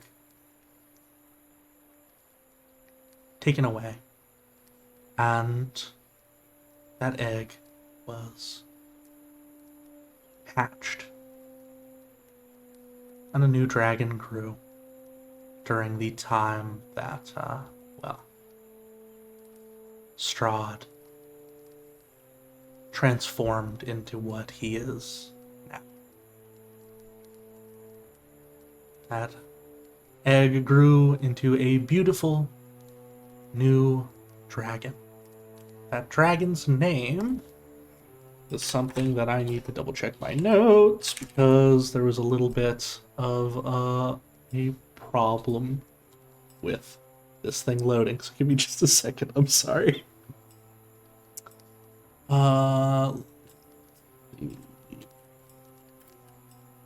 Here we go. Yes, Lugdana, which I'll also type out for you. Madonna? Lugdana. Oh. Ooh, like so. It's Madonna. Yes, Lugdana. Grew up and took on a humanoid form, that of a man. She tried to restart this order of knights, having them rest in the ruins of her father's estate, trying to get people to raise up against Strahd, and they did. Her knights worked with many other people together. They managed to kill Strahd, she says, swiping a hand across her other one. But it didn't last.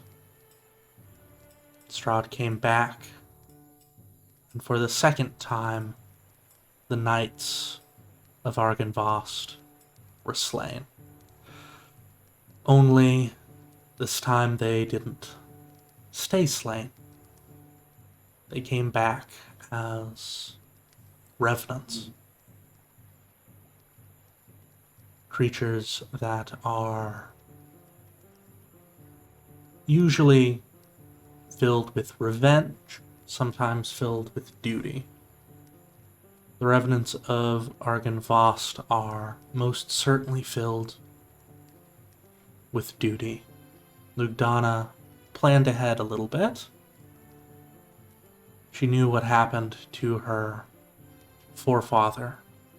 She knew it could happen to herself. So, supposedly, she had, before she was killed, a weapon. A powerful weapon she used to help them all slay Strahd for that first time. It's hidden away, and when she died, her knights rose again to defend the secret location that she is hidden at. So any who approach those ruins now essentially have to go through a series of trials to see if they are worthy of the location of this weapon. Have to be extremely strong, cunning combatants, and there is also a trial of one's soul, their spirit, you could say. Make sure that the weapon isn't falling into wrong hands. And it is extremely hard to get through these trials and keep your life, because, as I'm sure you can imagine, seeing as how even when she was holding this weapon, she couldn't kill Strahd for good, she wants to make sure that whoever gets this weapon next is somebody who can actually protect it and make sure Strahd doesn't get his fingers on it. So, make sure you're pure of heart and all that good stuff when you go there, and be ready for the battle of a lifetime against many revenants and her 4 elemental defenders, one of which is connected to, well, each of the 4 elements: fire, wind, water, and earth, all imbued with powerful holy magic as well.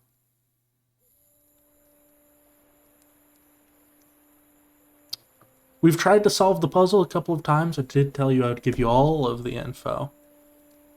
We obviously haven't been able to solve it, but we do know, or we highly suspect, that the gems that those elementals drop when they die are a crucial part to solving the riddle of where this weapon is. We think it's some kind of amulet, probably buried with the dragon's hoard. Not Lugdana's hoard, but her father's hoard. It was never found. But we don't know the actual solution, unfortunately. He said it is a very, very deadly place, so be ready to fight undead and elementals. And be good, I guess, she says, and kind of taps her heart a little bit.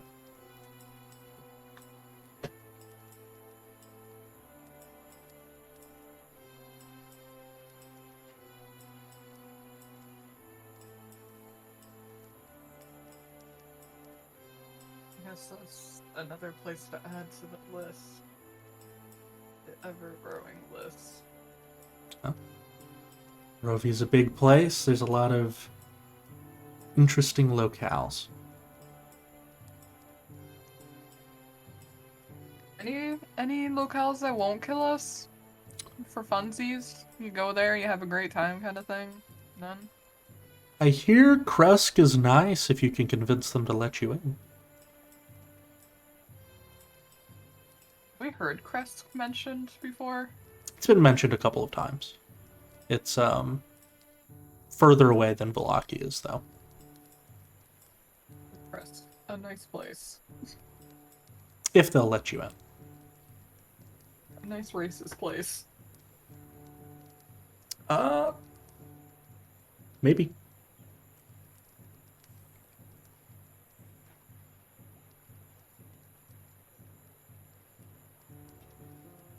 And there's a lot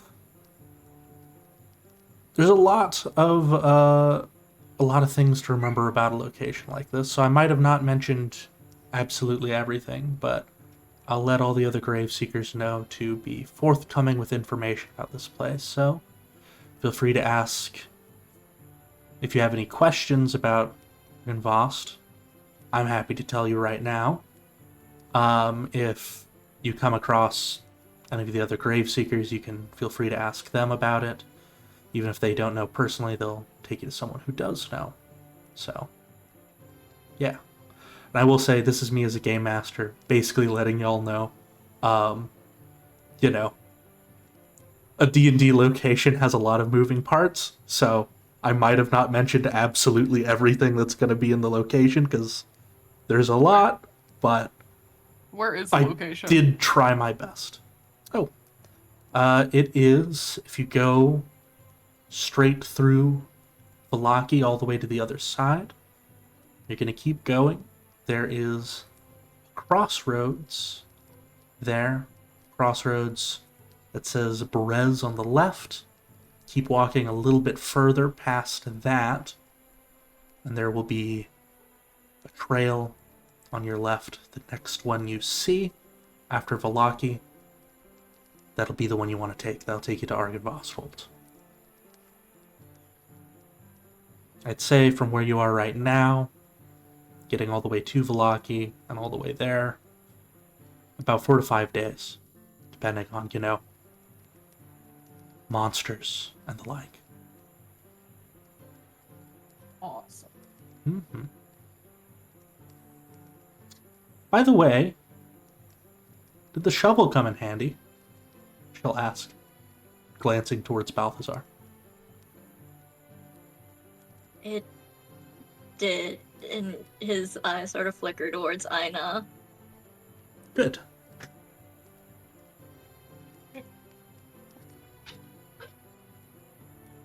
How? I take it it's a trade secret. If we ask about how you knew. No, that's not a trade secret. Strahd fucks with adventurers a lot. And, well, my grandmother told me that he's done shit like that in that graveyard before. And when I heard, well,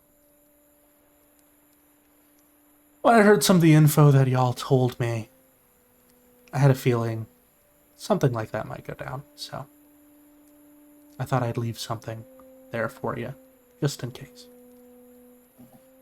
To make up for, you know, looking through your stuff, she says, glancing towards Penny. It was certainly useful, thank you. Certainly my own doing. Yeah, the burial trick is a nasty one. Oh, I know not to counterspell.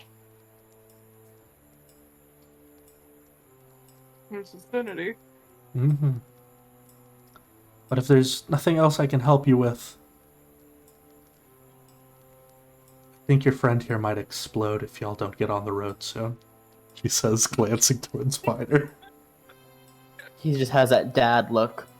We're 20 minutes late for some places we haven't gotten to yet.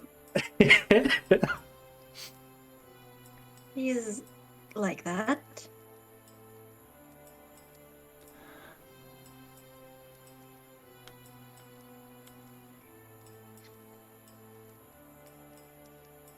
We Where should we get go? going.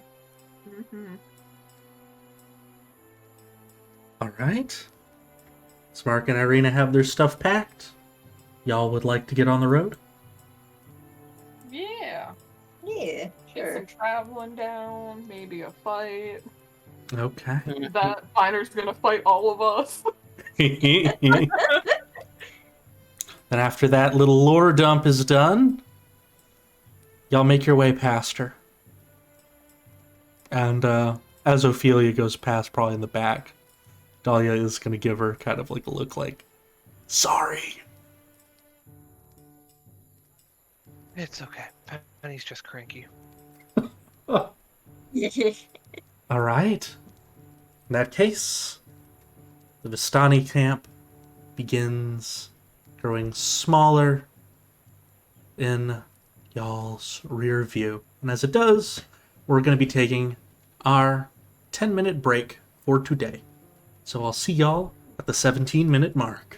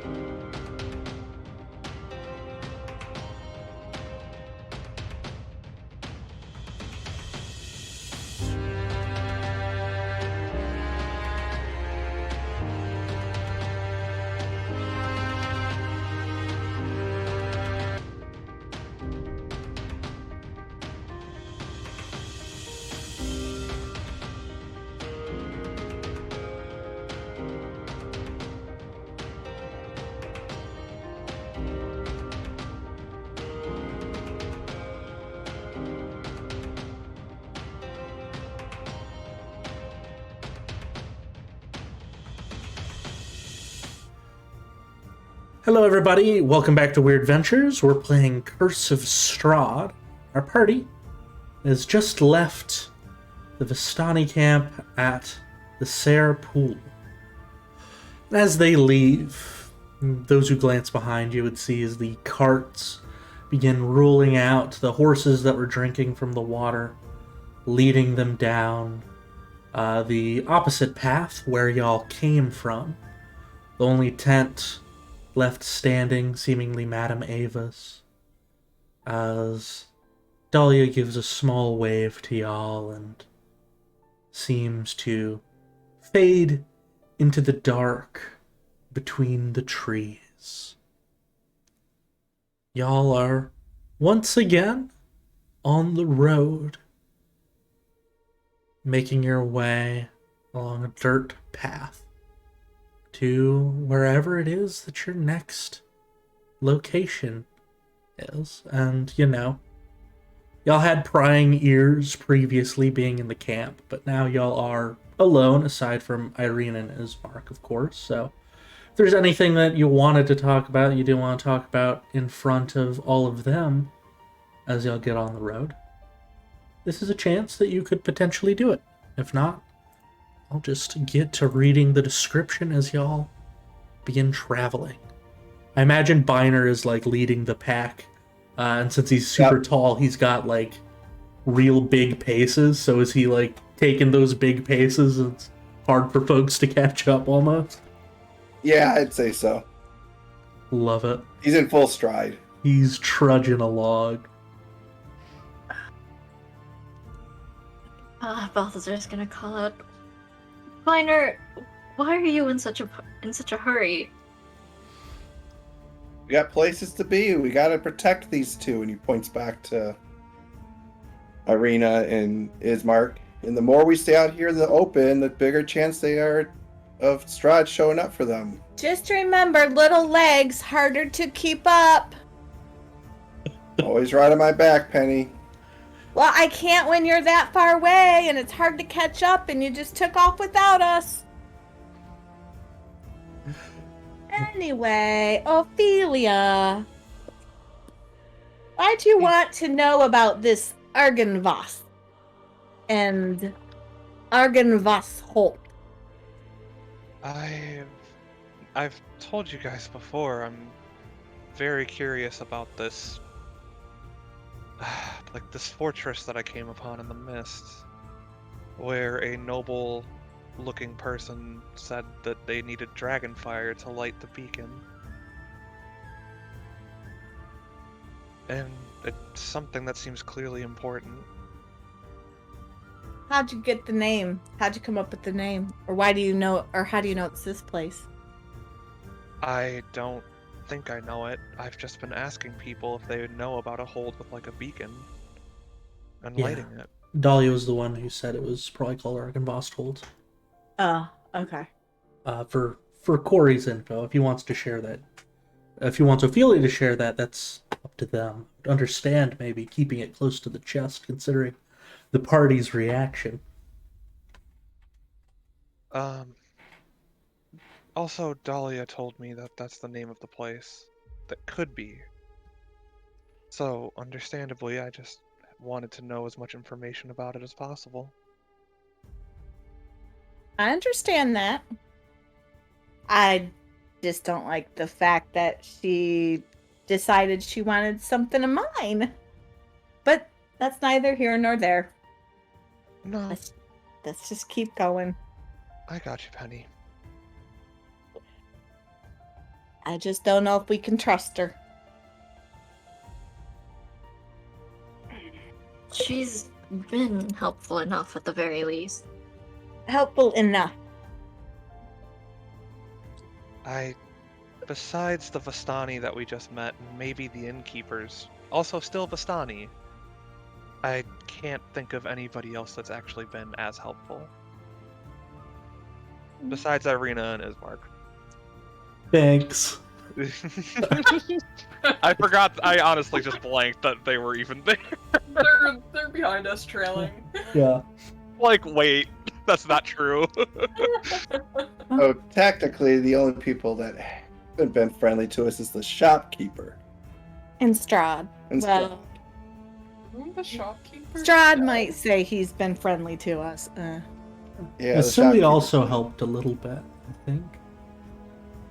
Yeah. He did. Didn't help my specific problem, Ina says. Didn't help my itch. Jesus. Yeah, at that, Ophelia's actually going to turn back to Ina and just take off her scarf, their scarf, and give it back to them. Be like, here, you can take this back. Ooh. I really want to air that out, too. It blinks wetly. I immediately just throws up across, like, the road, just ugh. Oh, that was breakfast. Please, keep it. No, it's your scarf. As Penny watches this exchange, she's gonna take notice of something on Ophelia's neck as she's gonna pull her rapier out. And she's gonna be gosh. like, Ophelia, you got something on your neck. You want me to take care of that for you? You won't have to. I'm planning on doing something about it soon enough. What? Okay. And she'll just put her rapier back down. What is it? It looks at Why you, is Penny. it? Where did it come from? Like, answers, please? In that order, eyeball, side effects of deal with patron. It came from also the patron. What deal? And It- why are you making deals? Blinks. It came from my deal with my pact patron for saving Ina. And Penny's gonna get up closer to Ophelia. Now she's kind of short, so, she doesn't know how close she can get, but she's gonna kind of get up as close as she can, staring at the eye, like looking at it, waving, like just doing different hand gestures Yeah. to see what it does. It kind of looks at you. It doesn't really follow your hands, but just seems to be looking at your face as you do this. Every once in a while. Again, I'm gonna jump up and down a couple of times. yeah. When It you just- decide to start jumping up and down, almost as if the eye gets bored, it's going to turn and look towards Ina again. Oh, please. Wow. Well, that was no fun. Does it do anything, Ophelia? Besides blink? Not that It blinks. Not that I'm aware of. Does it feel weird? It feels very weird.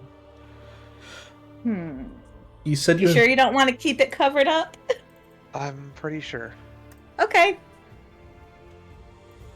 Ismark will speak up. You said you had a plan to do something about it. Is there anything me or Irina can do to help? Or me? I can help. Well, since the eye has grown and it's growing from the scales on my neck and the tattoo where it covers them, it'll be sort of hard to cut through them, and I might just kind of burn it off. Is that wise? Well, my scales are pretty resistant to fire. It'll still hurt like hell, but And are you sure that, like, you won't suffer any other side effects? Or me? The one you made the deal for? Yeah.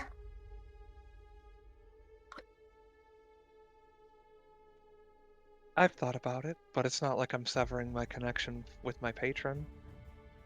So I can't imagine that something will happen to you, Ina.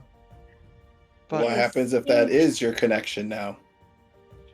well, I guess we'll just have to bury Ina. Maybe Not again. not do that. harsh. How about we save uh, any rash decisions until I get some diamonds? Okay.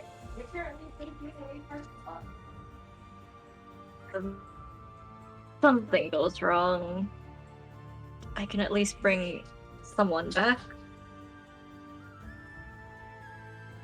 In the background, you hear Ismark whisper to Irina, "Diamonds can bring people back from the dead."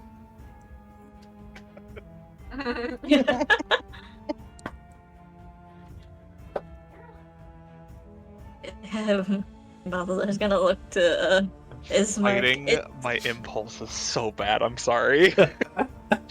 It's not that well known, but No, I think it's If you're cool, welcome. Irina says. Oh, sorry. I thought that was directed at them. it's not well known, but growing your connection to your god tends to give you a bit more benefit. Scratch It that. only Irina does think that's very cool. it's only for a limited time, though. The body can't be any more than a minute old, or else it'll fail. Oh. That is... well- You can't bring back your loved ones. Yeah, I suppose that would be useful as long as you were all ready to do it if something bad were to happen as a result of losing the eyeball. So, if Ophelia, are you planning on trying to take care of this eye problem before we get to town, or? I don't know. We'll see what happens. Well, are you gonna cover it up at least when we get to the town? I don't. I mean, I'll put on my disguise that I wore at Barovia. Oh, yeah, forgot about that. That should do it. Yeah, that should be fine. So Ina doesn't like the eye too well, huh? I'm Oh, never usually this squeamish. Blinks and the iris Right? dilates a little bit at you. Ugh. Really, I'm gonna walk on this side of you, Ina, and it's gonna be where the eye is just staring at you always. Thanks. Oh. Thanks. Ugh. I appreciate this greatly. I'll build up my top. I know. Just, I know you can't see well in the dark, so it's always watching out for me, though. Why does it like me? Uh, is the there a roll I could make to see if I can figure out why it likes Ina? Is there anything I can do? you can, you know what? I'll let you do a quick insight roll. Cool. Oh man, that's. I'll give sweet. you my inspiration for that. Are you sure? Yeah, why not? Okay. Better. It's a little bit better. Let me see something. Ophelia, when did that eye show up? When did it appear? I can't. When did we 2 roll days ago. again? Yeah. 2 days ago. After you made a deal with your patron. Oh, Yep. Mm. You don't know. What Oh. was the deal you made with the it's patron? 50. To bring Ina back. Well, that's an old Uh, deal. That's an old Why deal. did it just show up now? As my power grew with my patron, this decided to grow with it. Like, Wait, insight Oh. check? mm. You can. Because I will, did only if Ophelia will allow for it. So it's I PvP. mean, if you want to roll an insight, roll an insight. Yeah. because wait, did Ophelia mention in the Oh. night before That's about it? No, she got it. Balthazar got woken up about it. Oh, you decided to use your or no, Miner did. I'm sorry, Yeah. what? I'll try to. but I'm just wondering whether you mentioned anything close. about it before, or like during when it first appeared. I know you didn't mention where it came from, but like, no, wait, it was only Dahlia you mentioned the second deal to. I think it was only one deal with Yeah. Dahlia. Yeah. Oh yeah. Yeah, I only mentioned a deal with Dahlia. Yeah. True. I haven't told anybody that there's, or well, I'm sure people could figure out Yeah. that has been 2 deals made. But So, The only person who reads you is Balthazar. While you think on what you would like Balthazar to glean, allow me to describe your surroundings a little bit more. Because y'all are walking along a dirt road that follows the river, and it takes you to a base of a canyon, the far end of which a great waterfall spills into a pool, billowing forth clouds of cold mist. From where y'all are standing, which is right about there on the map, you can see a great stone bridge spans the canyon nearly 1,000 feet overhead. And there is a small path that rises up along the wall over here amongst the trees that'll take you to the bridge.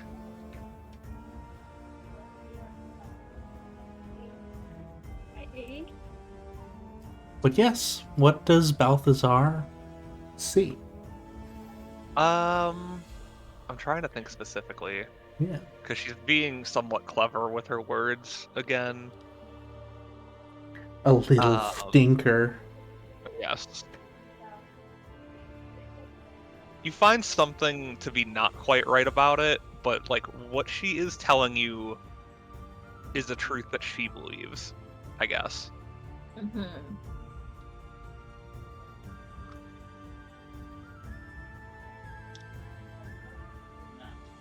Balthazar's kind of rubbing his chin a little bit as he thinks about it. He was just looking Ophelia over.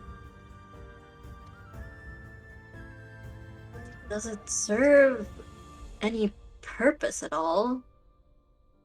Not that I'm aware of, no. It seems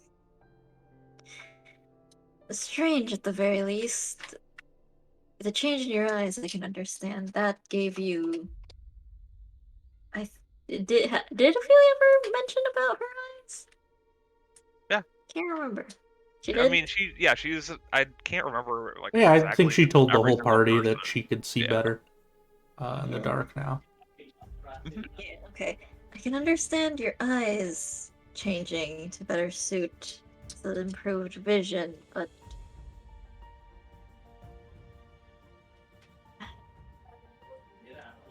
that at least seems different.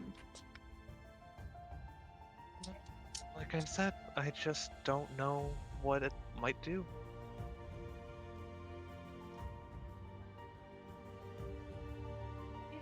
And you have no control over it at all. Let me try. Can I actually try to exert any control over the eye in my neck? Yeah, you can like flex your neck muscles a little bit. Yeah, why not? Yeah. Roll me in athletics. Oh, okay, cool. Oh, This is gonna athletics. go well. Okay. Oh, Yeah. that's not that bad. You flex your neck muscles a little bit. Try to get it to do something. Unfortunately, when you do that, the eye just sort of shifts around a little more, as if it's like looking straight up towards your face, and then blinks. I can't see it. Yeah, so- you can't see it. You feel it move though. Feel it rotating around in its eerie socket. It blinks again, and then it returns to looking at Ina.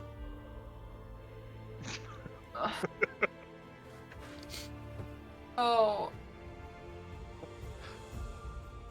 As a wizard, because I have blah blah blah cantrip formulas, Yeah. creating out one of my cantrips I'm trading out mending for message, I believe it's called. Okay. Sending the one that Yes. costs a spell slot. Ina's going to just kind of see if they can probe it with message and be like, please stop staring at me. Okay. I'm not that interested to look at. All right. You send the message. It blinks. Continues to look at you. Oh. Gross. Can we drop the subject of my eye now, please? Can you cover it up? No. I think it's kind of neat. You can drop it Penny for likes it. now. Seeing Hina's obvious discomfort on When Penny says that she likes it, something interesting does happen. Oh, Sorry God. to interrupt, Oh. Balthazar. Ina, since it's been looking at you this whole time, roll an insight for me. Excellent. You know how when somebody smiles, you can see it in their eyes? Yeah. The eye smiles. Oh, you pleased it. Considering Ina's obvious discomfort, Balthazar's gonna step between them and the eye. It looks at you. Body block. Now it is no longer smiling. He'll give it a flat look in return. It squints. He raises a brow at it. You better watch out, Ophelia. It's gonna start growing a brow next. Oh boy. The big Uh-oh. hairy eyebrow. The No. monolid. But with that being said, around this time, y'all will get to the top where the bridge is, which of course, looking from here, that is the railing of.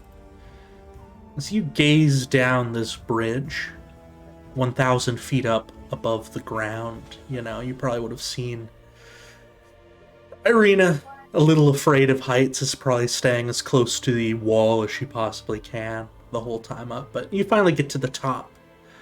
And once you do, you would see a bridge of mold-encrusted stone spans this natural chasm. There are gargoyles cloaked in thick black moss that almost, looks like capes falling from them, perch on the corners of the bridge with weather-worn frowns. Their faces look like Count Strahd von Zarevich. On the mountainous side of the bridge... Oh, sorry, you've already seen this. From the top, you can look to watch as the waterfall spills into that misty pool 1,000 feet below. And you can see that the pool is feeding a river. It seems to just meander on the other side of the bridge through the fog-shrouded pines that blanket Yes, the valley. big old frog. The fog-shrouded Shrouded. pines. Yeah, fog-shrouded Full frog. pines. Yeah. Irina freezes in front of this bridge. And sort of gives her brother's arm a little bit of a squeeze. Penny's gonna see that and she's gonna go back and take Irina's other hand and just hold her hand. Thanks, Penny. She's gonna say a little bit softly and give your hand a squeeze back. Heights are, not something I enjoy very much, she's going to admit, looking out at it. We'll keep you safe. Just stay with us. We'll keep you safe. Thanks. And she's just gonna squeeze her hand back and just keep holding on to it. All right. I definitely feel the same way, Irina. Don't don't like those gargoyles very much either, truth be told, but try and bundle up my courage as best I can, I'll say. And Ismark will give her arm a little squeeze back. Be right here for you.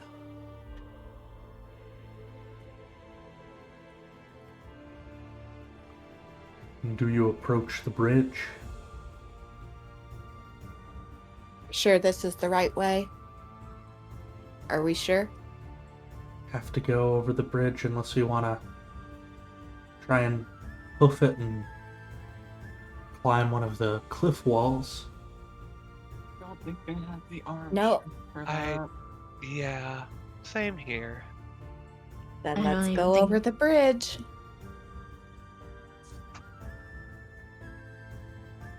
All right.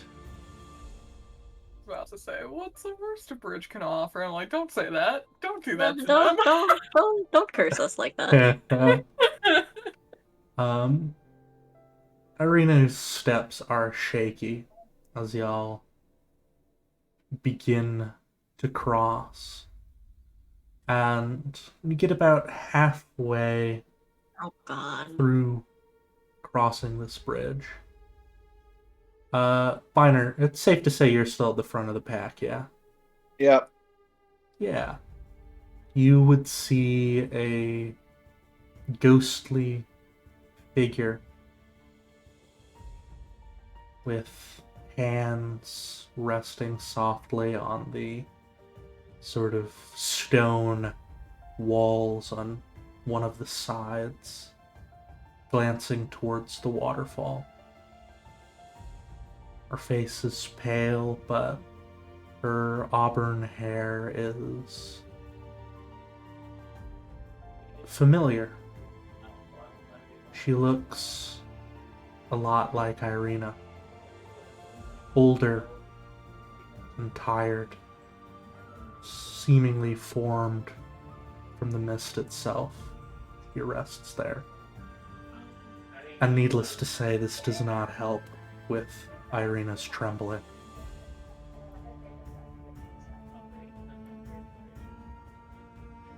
He'll slowly approach and see if it turns to face him at all. Yeah. As you approach, she turns her head to look at you. A look on her face, she glances, seems to be one of cold anger, hatred perhaps. Her hand curls against the stone, and as it does, you can see there, it's not making a mark, but there is a mark there in the worn stone of nails scraping it from long ago. She turns her head away from you and lifts herself up onto the ledge.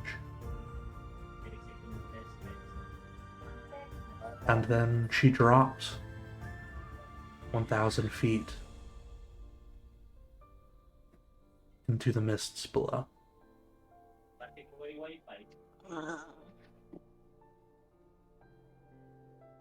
Well, that was interesting. You said it was a ghost, Derek? Yeah. It did Yeah. seem to be a ghostly apparition. Would it be a religion check Yeah. to make sense of what they just saw? You could make a religion check. That could certainly help. Ugh, 7. You know what? I have it. I will end up Inspiration in it? doing the, yeah, I will end up doing the recap again anyways. I know it. Alright. An 18. That was a specter, but not a whole one. It wasn't Obviously, it wasn't a violent spirit. It didn't seem to do anything to you. It was silent and weak. Sometimes spirits play out the way that they died. They're not really sentient or capable of speaking or interacting with anyone, but they're kind of trapped in a loop, you could say. That's what you think you saw here. This soul must have seen someone who walked up to them just as Biner had and decided to end their life. You said she looked like Irina, but did she look like anybody in the drawings that Binur has? She did not. In fact, she looked older. Though the face was unmistakably hers.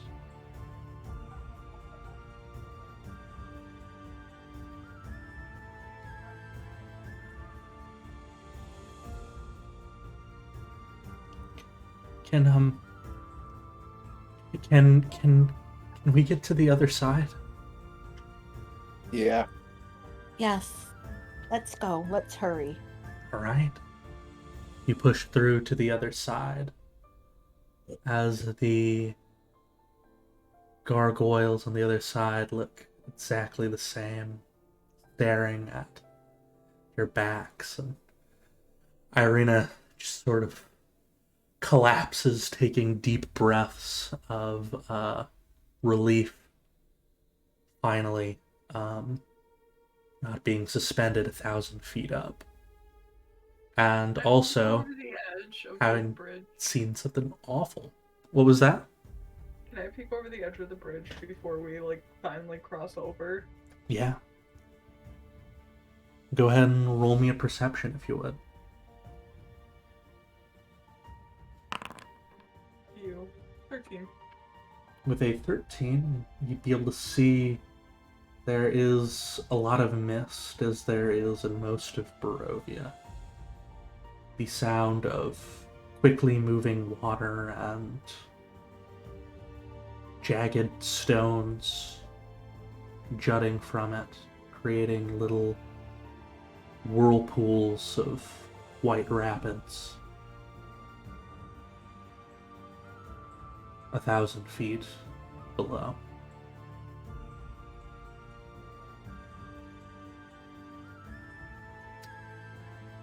You would be shocked if anyone could survive a fall like that.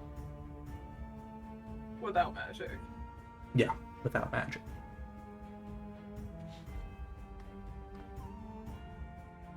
Okay. I'm just gonna move on. Just wanted to see if we could see anything below. Absolutely. Throw myself over, no, I'm kidding. Yeet! Yeet. Alright. The other side of the bridge you go, and yeah, Irina's, when she collapsed, she is still holding Penny's hand very tightly. When she finally catches her breath, she's gonna be like, don't know what the hell that was, but thank you for getting me to the other side, Penny. Problem? That's what we're here for. Your family, remember? She gives a small and thankful smile. And Ismark's gonna reach down an arm and help her stand up. And let me see real quick. So I think there is something on the other side. Let's see here. Alright. Oh, there's not. So yeah, you get to the other side and there is a single road there, winding through the mountains. The trees looming overhead and just as you get to the other side, you can see now closer than ever is a castle looming above you. While the moon is illuminating the fog quite well down on you, over the castle itself, in the distance, you see dark clouds rumbling, flashes of thunder above it. It is an ominous sight.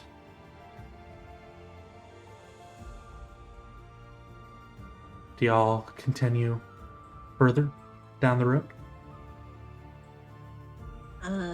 I would think so. Yep. Excellent. Can't go back across the bridge anyway, so. It's true. Yeah. It's mostly just asking to see, if y'all had anything else you wanted to say before continuing. Is the castle Strahd Castle, yeah? It's safe to say that, yeah. It looks like the same castle you saw looming over Little Barovia from a much farther distance. You can see it quite a bit more clearly now. And we're not at the crossroads yet, correct? Not I don't- yet. Okay. So we're just at the road. Yeah. It's above us. No turn in. Not yet. We continue though, it might be there soon. The castle itself, I will say, is on a singular pillar of stone that you would be able to see that is quite tall and higher up than y'all are currently. And there's a little drawbridge connected to it that is currently up. So it's almost like this enormous stone tower with a castle at the top. Next to a mountainside. But if y'all do, in fact, continue on down the road, we'll say after this long walk, you pass by lunchtime. You probably do take a stop to eat your lunch, because it does get past midday before you continue. It's a long trek, and climbing up the side of that bridge would have taken a while. You begin getting closer to where the castle lies, which means the sky continues to get darker the closer you get. And as you continue that approach, and the sky grows darker, it does begin to rain. As little drops of water, first noticeable, dripping on your arms and legs. It begins to get heavier the longer you go, the further y'all walk this path. And the heavier it gets,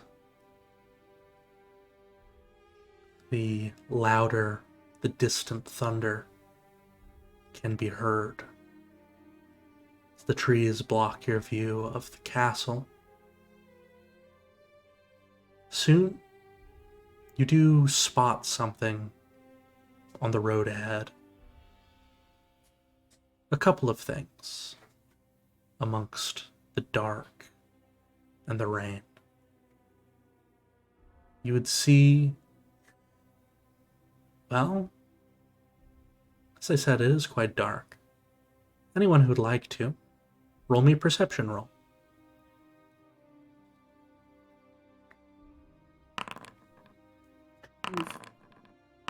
Any Yikes. advantage Oh, God for me, bless. Derek? This would be sight-based. Okay. Don't need it, though. So, Ina and Biner, you two are the ones who are able to make out what you see the best. The lowland, they got the highlands. Oh, yes. It is a crossroads. And there is the faint glow of a lantern there. 2 black horses wait attached to a carriage underneath some trees that seem to shield them from the rain. But standing in the middle of the road, in front of this carriage, is a tall figure. About 10 feet tall. Clad in black, with a wide-brimmed black hat. They have an umbrella over them as the rain seems to hit and drip off the sides. They are perfectly still.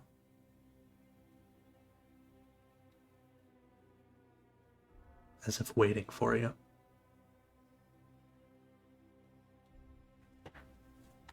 It's like we got company, everyone. He'll point up ahead. Does their demeanor seem friendly, or they're just still? They are perfectly still, with the umbrella black over their heads. Or over their head.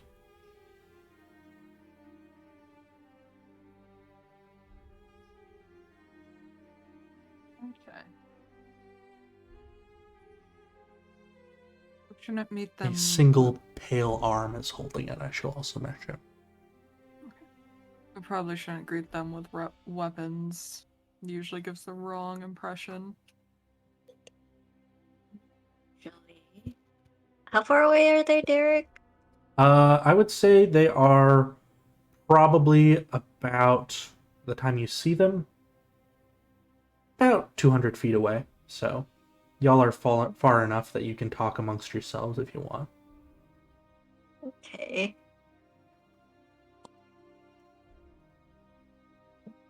They're just standing there then. Menacingly. Or unmenacingly. Depends on how you look at it. From my perspective, he's huge. They are huge. Oh, he's taller than me. Or it. Can't tell from this distance.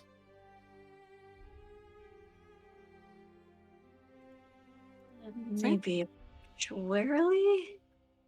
I think they're just waiting for us. Is it us they're waiting for? There's no one else on this road. How would they know to wait for us? We're in Strahd's domain. Oh, that's right. I forgot. Strahd knows all.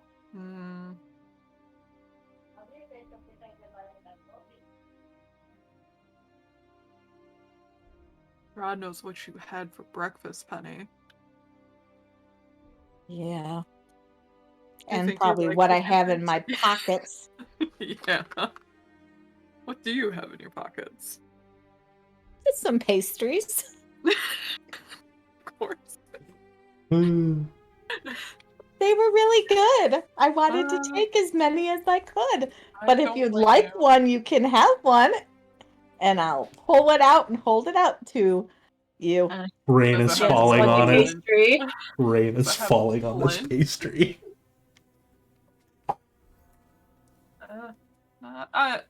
I would take it pretty delicately and just kind of shove it in their face. Pretty good. Soggy pastry, delicious.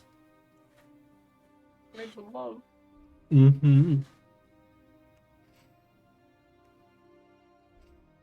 So what should we do, guys? Well, we can't go around them. That's So we too might as well- obvious. Anything to do So but might as well just go up there and move talk on. to them. Do we want to send a representative, or do we all go up? I don't think sending one ahead would do any good. Never know. I'm an easy catch. Let's go. Just catching item by the collar. No, I think staying together might be better. Visual would be funny though, Probably seeing this no. 10-foot guy with a 3 or 4-foot. Absolutely. Penny next to him would be great. Penny's exactly 3 feet. I at least have 1.5 foot on Penny. That would be funny. Penny can hold her own. Yeah, definitely Would you like me to go up to him? with Penny stab her way on anything. Well, I still think we should just go as a group together. We're running off ahead. Well, if we're going as a group, let's go as a group. Stop. We look like him standing here, honestly. For a bigger group. All right. Right. Hopefully that all of us going at once doesn't make it look threatening to him. Excellent. Not Y'all. like we're armed to the teeth. All right. Y'all all approach. And as you get a little closer, you can see that the pale hand holding the umbrella does have sharpened points for fingers. And once you get to a good speaking distance, or at the very least a good, distance where if you raised your voice up above the rain, you'd be relatively certain he could hear you. You'd watch as his still figure still holds the umbrella in one hand, as it has been, but two other hands reach out from the darkness of his cloak, one holding a small candle, the other striking a match and lighting it before one of them disappears back into the cloak, and it seems as though he is now with only two hands as it illuminates everything you see just a little bit more. What is this human centipede, motherfucker? And if I'll you get- give you a better view of what his clothes look like now that you know he has many hands. God. Oh. Oh. Hands do. Yes. For real though. Derek, once we get 60 feet, did Balthazar do Eyes of the Grave on this man? Yes. Give that a link for me.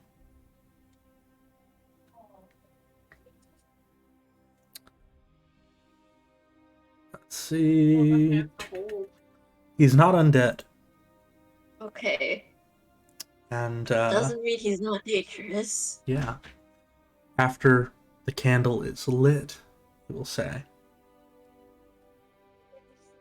almost as if his voice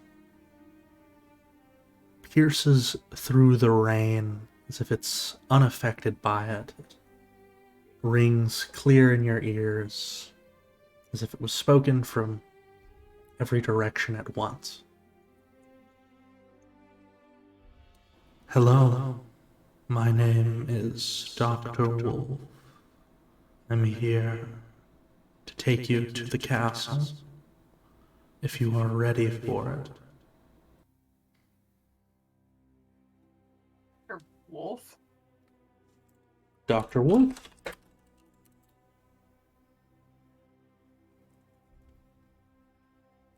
Might I have your names?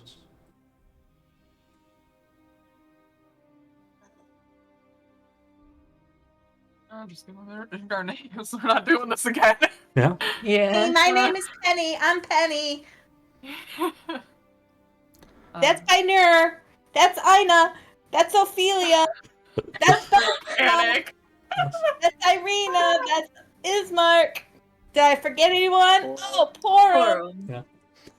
As you list out the names, another hand once again reaches out from the cloak with a small black book, and then a fourth hand comes out with a pen as he begins scribbling the names into his book. already knows our names. I don't think you need to write them down. I like to keep track of those who wander these lands. Many of them are forgotten in the mist, and that is a shame. Those first names, are they what you would like to be remembered by, or are there fuller names you'd like me to place in the book? Yes, yes. I would like you to put Penny Peanut Posy Poppy your garden. Did you get that? Yes, thank you. It is a pleasure to meet you, Penny Peanut Posy Poppy your garden. Ooh. I'm not sure yet if it's nice to meet you. I'm still deciding. But it's good to make your acquaintance. I will happily be your acquaintance, Penny Posy Poppy your garden. Oh, I think sorry. you forget I Peanut, missed didn't Peanut. you? Yes. Penny Peanut Gotta get it Posy right. Poppy your garden. There you go. A very There you unique name. It Yes, almost sir, takes up it a is. full page. I know. After getting that, he'll look to the rest of you. Would anyone else like to give your full name or just first names? I will give them, Ina of the Bone Brush Tribe. Ina of the Bone Brush Tribe. It is a pleasure to meet you. And to you, we're not heading up to the castle yet. I do have something, if you could, hand to the lord of the castle. Of course. I will wish you safe travels on the road. I will pull out the sealed letter and hand it over. And still holding the book and the pen and the candle and the umbrella. Actually, holding all of that, when you say you're taking out a letter, the hand will extend just a little too long for what it should outwards to have the umbrella over you as you pull out the letter. And then a new hand reaches out and gingerly takes the letter from you. Being this close and seeing like all the hands peek out, can I try to look inside the cloak? You can. Wearing? You can roll me a perception. 16. It is pitch darkness. Am Interesting. I able to see anything through the cloak with Devil's Sight? You look into the cloak with your Devil's Sight. And Devil's Sight can see 300 feet, if I recall. I think it's 120 in magic and non-magical darkness. I think it's actually 300, because I think I looked it up once. It's Maybe. 300, definitely. 300? Yes. Yes. Oh, wow. The darkness is deeper than 300 feet inside of him. Fuck? And along the walls, the edge of the darkness, you just see a mass of writhing hands. Ugh. So fucking cool. Terrifying, but cool. What the hands do for real, though. You can put in the notebook for my name as Ophelia Reina Bellacour. Ophelia Reina Bellacour. It is a pleasure to meet you, Your Majesty. And he does a small bow, and then slips the letter into the darkness, where the hands that you can see, Ophelia, grab onto it and pass it along to somewhere inside of him.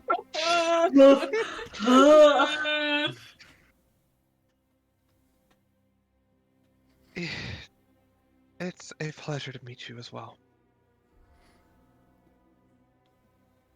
And you don't have to refer to me as Princess or Your Majesty. I mean... Aha. You will watch as he crosses something out in his notebook. Hmm.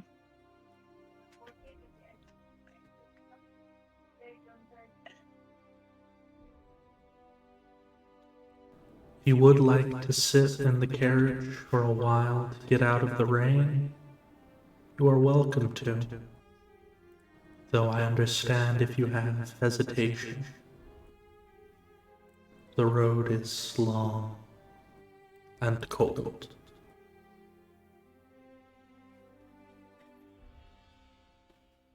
Would there be a cost to doing so?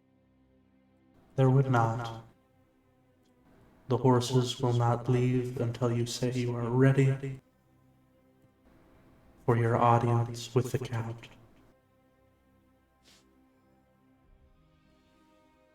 Though I cannot ensure your safe travels further down the road. I see. And when he says further down the road, he does gesture away from the castle to continue towards Sure. Valaki. Strahd did say, like, we were safe to the castle on our journey. Or at least he would attempt to be. It was a castle, but not anywhere else. Yes. Yes. Do you know what lies ahead to the town? About 2 days of travel, if I had to guess. There is many dangers. The Barovian roadside.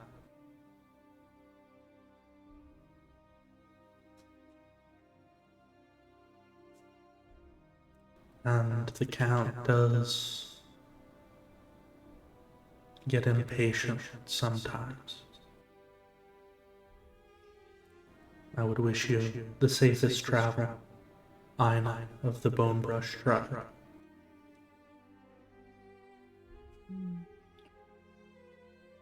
It's up to you guys if you want to stop for a little bit, but if we're still 2 days travel. I think we need to keep moving.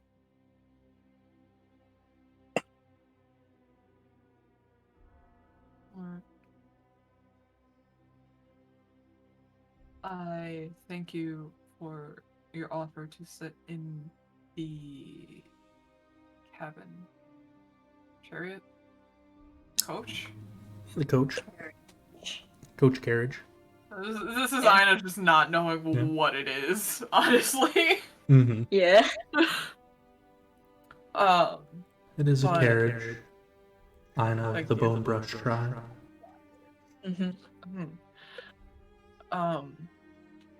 But we'll have to turn down your offer for now. We still have quite a ways to go, but we will be seeing you in the coming time. I'm just gonna look at Balthazar like, did I sound proper? Like, is that good? I was just gonna give. There's a little bit of confusion, and Balthazar stares like, "Why are you giving me the look?" And it's just like he shrugs a little bit. See, it seems be proper polite. enough to him. Fuck all.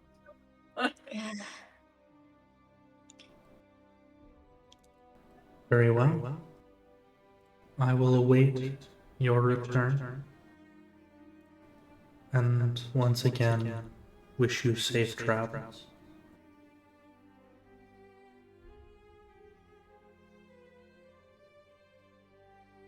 I was just gonna kind of like walk away and just lean down to Penny. Is like, I bet this guy gives great high fives. Let's try it. Let's try it.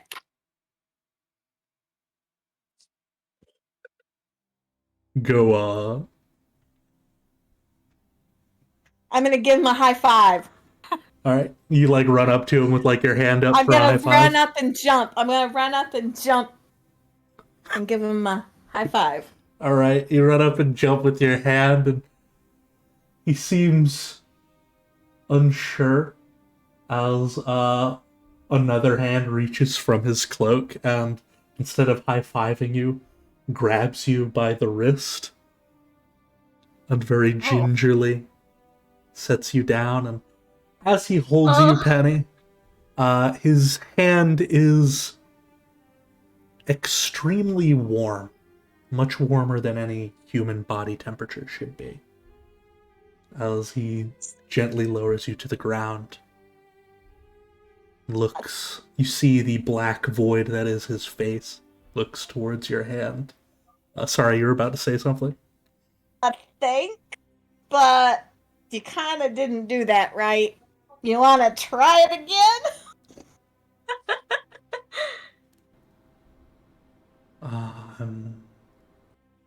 I'm sorry, I don't. You know, a high five. You're supposed to hit my hand. Give me a high five. I will hold up their hand to Penny to demonstrate. And we hit hands. Like that. You want to try it again? Yes, I would enjoy this high five. Penny, Hey. Peanut, Posy, Poppy, your garden.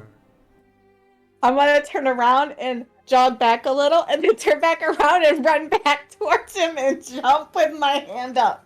Yeah. To give him a high five. And when you do, he gingerly turns his whole body as multiple hands come out in a kaleidoscope. And it's kind of like, if you've ever seen in, like, you know, watching sports or something, where you've got people and they're running along and there's like a line of hands to high five. It's like that. Penny has like 15 hands that sequentially five her high. It was better! But I expected one hand, not all. But I'm you did sorry good. if I insulted you, Peanut, Penny, Nope. Poppy, your garden. No insult. Just wasn't ready for all those hands coming at me. She wasn't ready to catch those hands. My apologies. And you'll watch No problem. as he closes his book and pulls that hand in, takes his pen inside as well, and basically gets rid of all of the extra hands aside from the one holding the umbrella and the candle now to appear more normal. Oh, that's a neat trick you could do. Bet you all those hands come in handy. They do. They're quite useful while painting. I believe it. Alright. I guess we probably should get moving. I'm sure Biner is probably getting a little impatient with us now. Of course.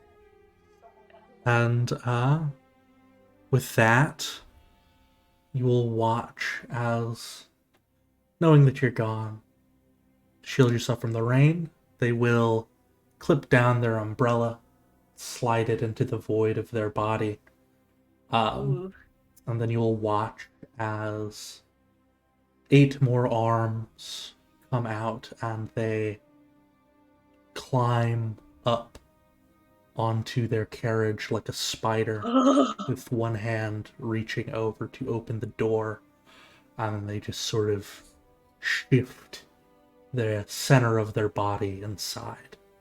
The door closes. Oh. Didn't care for that.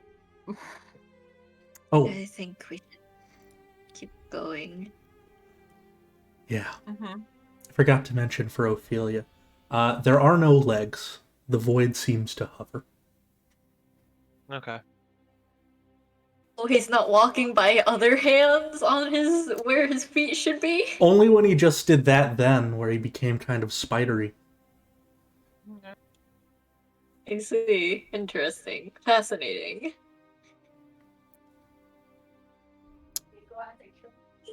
Y'all continue along the road? Yeah. Yes.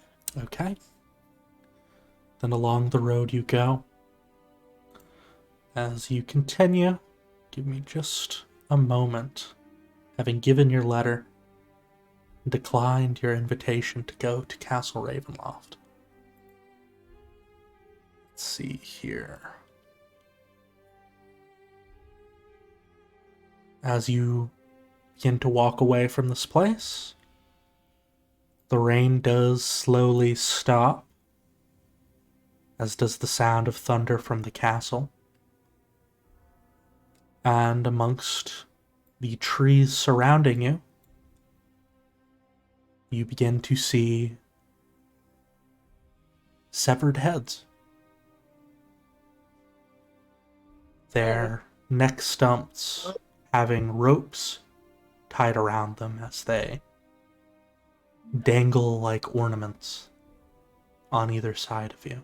One or two at first, but then many, many more. There are no, like, heads that we would recognize, no faces, right? Let me check. No. Okay.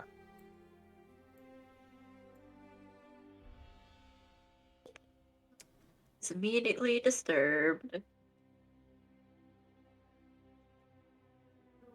While seeing these heads all over the place, Binor is going to cast Shillelagh. Yeah, no, as he's looking through, Eyes of the Grave again? This does not feel like, this feels like the sort of place that would have undead. Remembering the one thing I need to remember every day. Yeah, that's a good plan. Yeah. Yeah, these heads are undead. Oh, these heads are undead? Mm-hmm. Do they sing? All of them? Yeah. Oh. Though they are just hanging there. They're not currently active. If they are, they aren't making it known.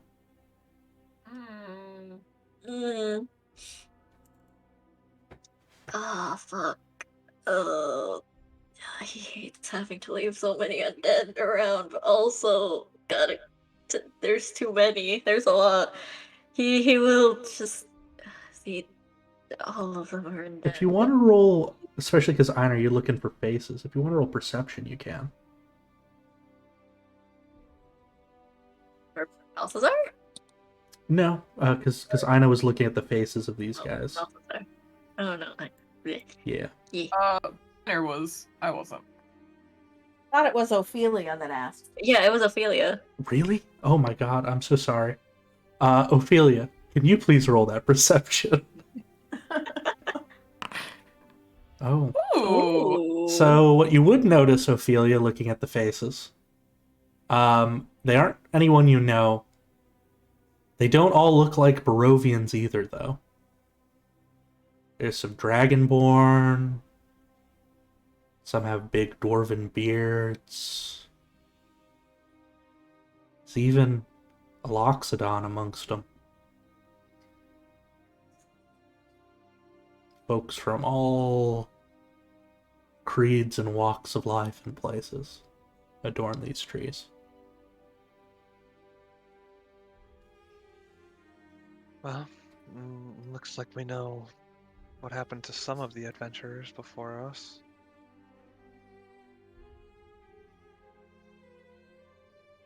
Oh, it would seem. Do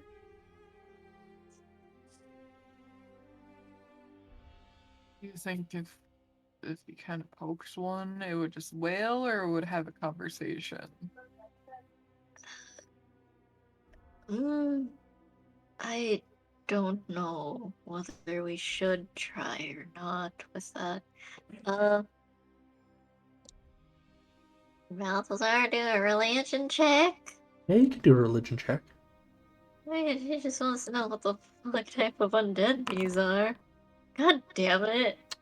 Never mind. He's too disturbed by the sight. Yeah, maybe they're just zombies, severed heads. They don't seem to be screaming, so at least they don't still have their soul in them like the other zombies you've seen. Yeah. Let's move through this as fast as we can, guys. Yes, I'd rather not linger either. You don't have to tell me twice. Inos puts away the copper wire they were taking out. It's like, okay.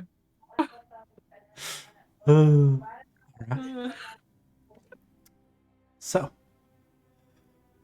as you continue walking, you do see above some of the trees a high stone buttress amongst the fog that reminds you a lot of the first gates you saw when you came to this place. First gates you saw when you left the mist. You can see a small sort of guard post on top of the wall, and the very tops of headless statues as you round the bend, getting a little bit closer to your destination. And when you do finally round the bend, you'd see the two heads of these statues resting on the ground. And there is a figure sitting on one of these heads. Sitting very casually, looking up towards the glinting moon above. And Ophelia, you have 300 feet of perfect dark vision. So you're the first one to notice what this person looks like. Lounging lazily with a glass filled with crimson liquid in it, swirling it around and giving it a small sip. And as you do, I'll go ahead and give y'all a little bit of a look at them. Oh. Oh Ah! no. Oh no! Oh And as you see that, Ophelia, I don't know if Ophelia does Ophelia have enough information to know who this might be? I don't remember. She's Yes, seen actually. the drawing, and then I believe Balthazar has also shared his Okay, own image of Yes. Mitsu, excellent. or what Mitsu used to look like. Then you have a very good feeling of who this is as they grin up at the moon and wait. And that's where we're going to be ending today's session. No! I know. I had to do it to you. But yeah, we'll stop right there for today. And we'll head into our stars and wishes. So, going into those, we will start at the top with Chris. Chris, do you have any stars or wishes? The descriptions of everything, meeting Dr. Wolf, and obviously the ending here is great job, Derek. Oh, thank you. Wishes is looking for combat before the holidays. Oh, I have a strong feeling we'll get one of those. Oh, fuck. That'll bring us to Jen, though. Jen, any stars or wishes for you? Yeah, all the role play was good. The descriptions, I still just love the forge animation, like the breathing you can see coming out of the horse's nostrils. It's just little things. These are little things that make me happy. It's real good. Wishes that Balthazar doesn't have a complete and utter breakdown. Well, No promises. Whether Should that have will gone lead to the violence or- castle. Yeah, maybe that should have been my wish. I wish we should have gone to the castle first. Dinner. The wine and dine before we got fucked. Oh. Always turn around. Oh. Just wish that if we get, well, I'm sure we're gonna get into a fight, that it just doesn't go terribly, awfully awkward and bad. I make no promises. I know.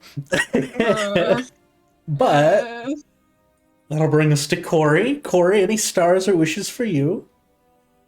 Yeah, stars for like the RP and the descriptions that you did, and especially your cliffhanger, because they're terrible. I mean, they're great, but they're terrible because they're great. So, but wishes that just everyone has a good time next week, because I won't be here. Hang in there, Corey. I hope you have fun doing what you're doing instead. Mm-hmm. Yeah. All right. We'll go to Cosmic then. Cosmic, any stars or wishes for you? Don't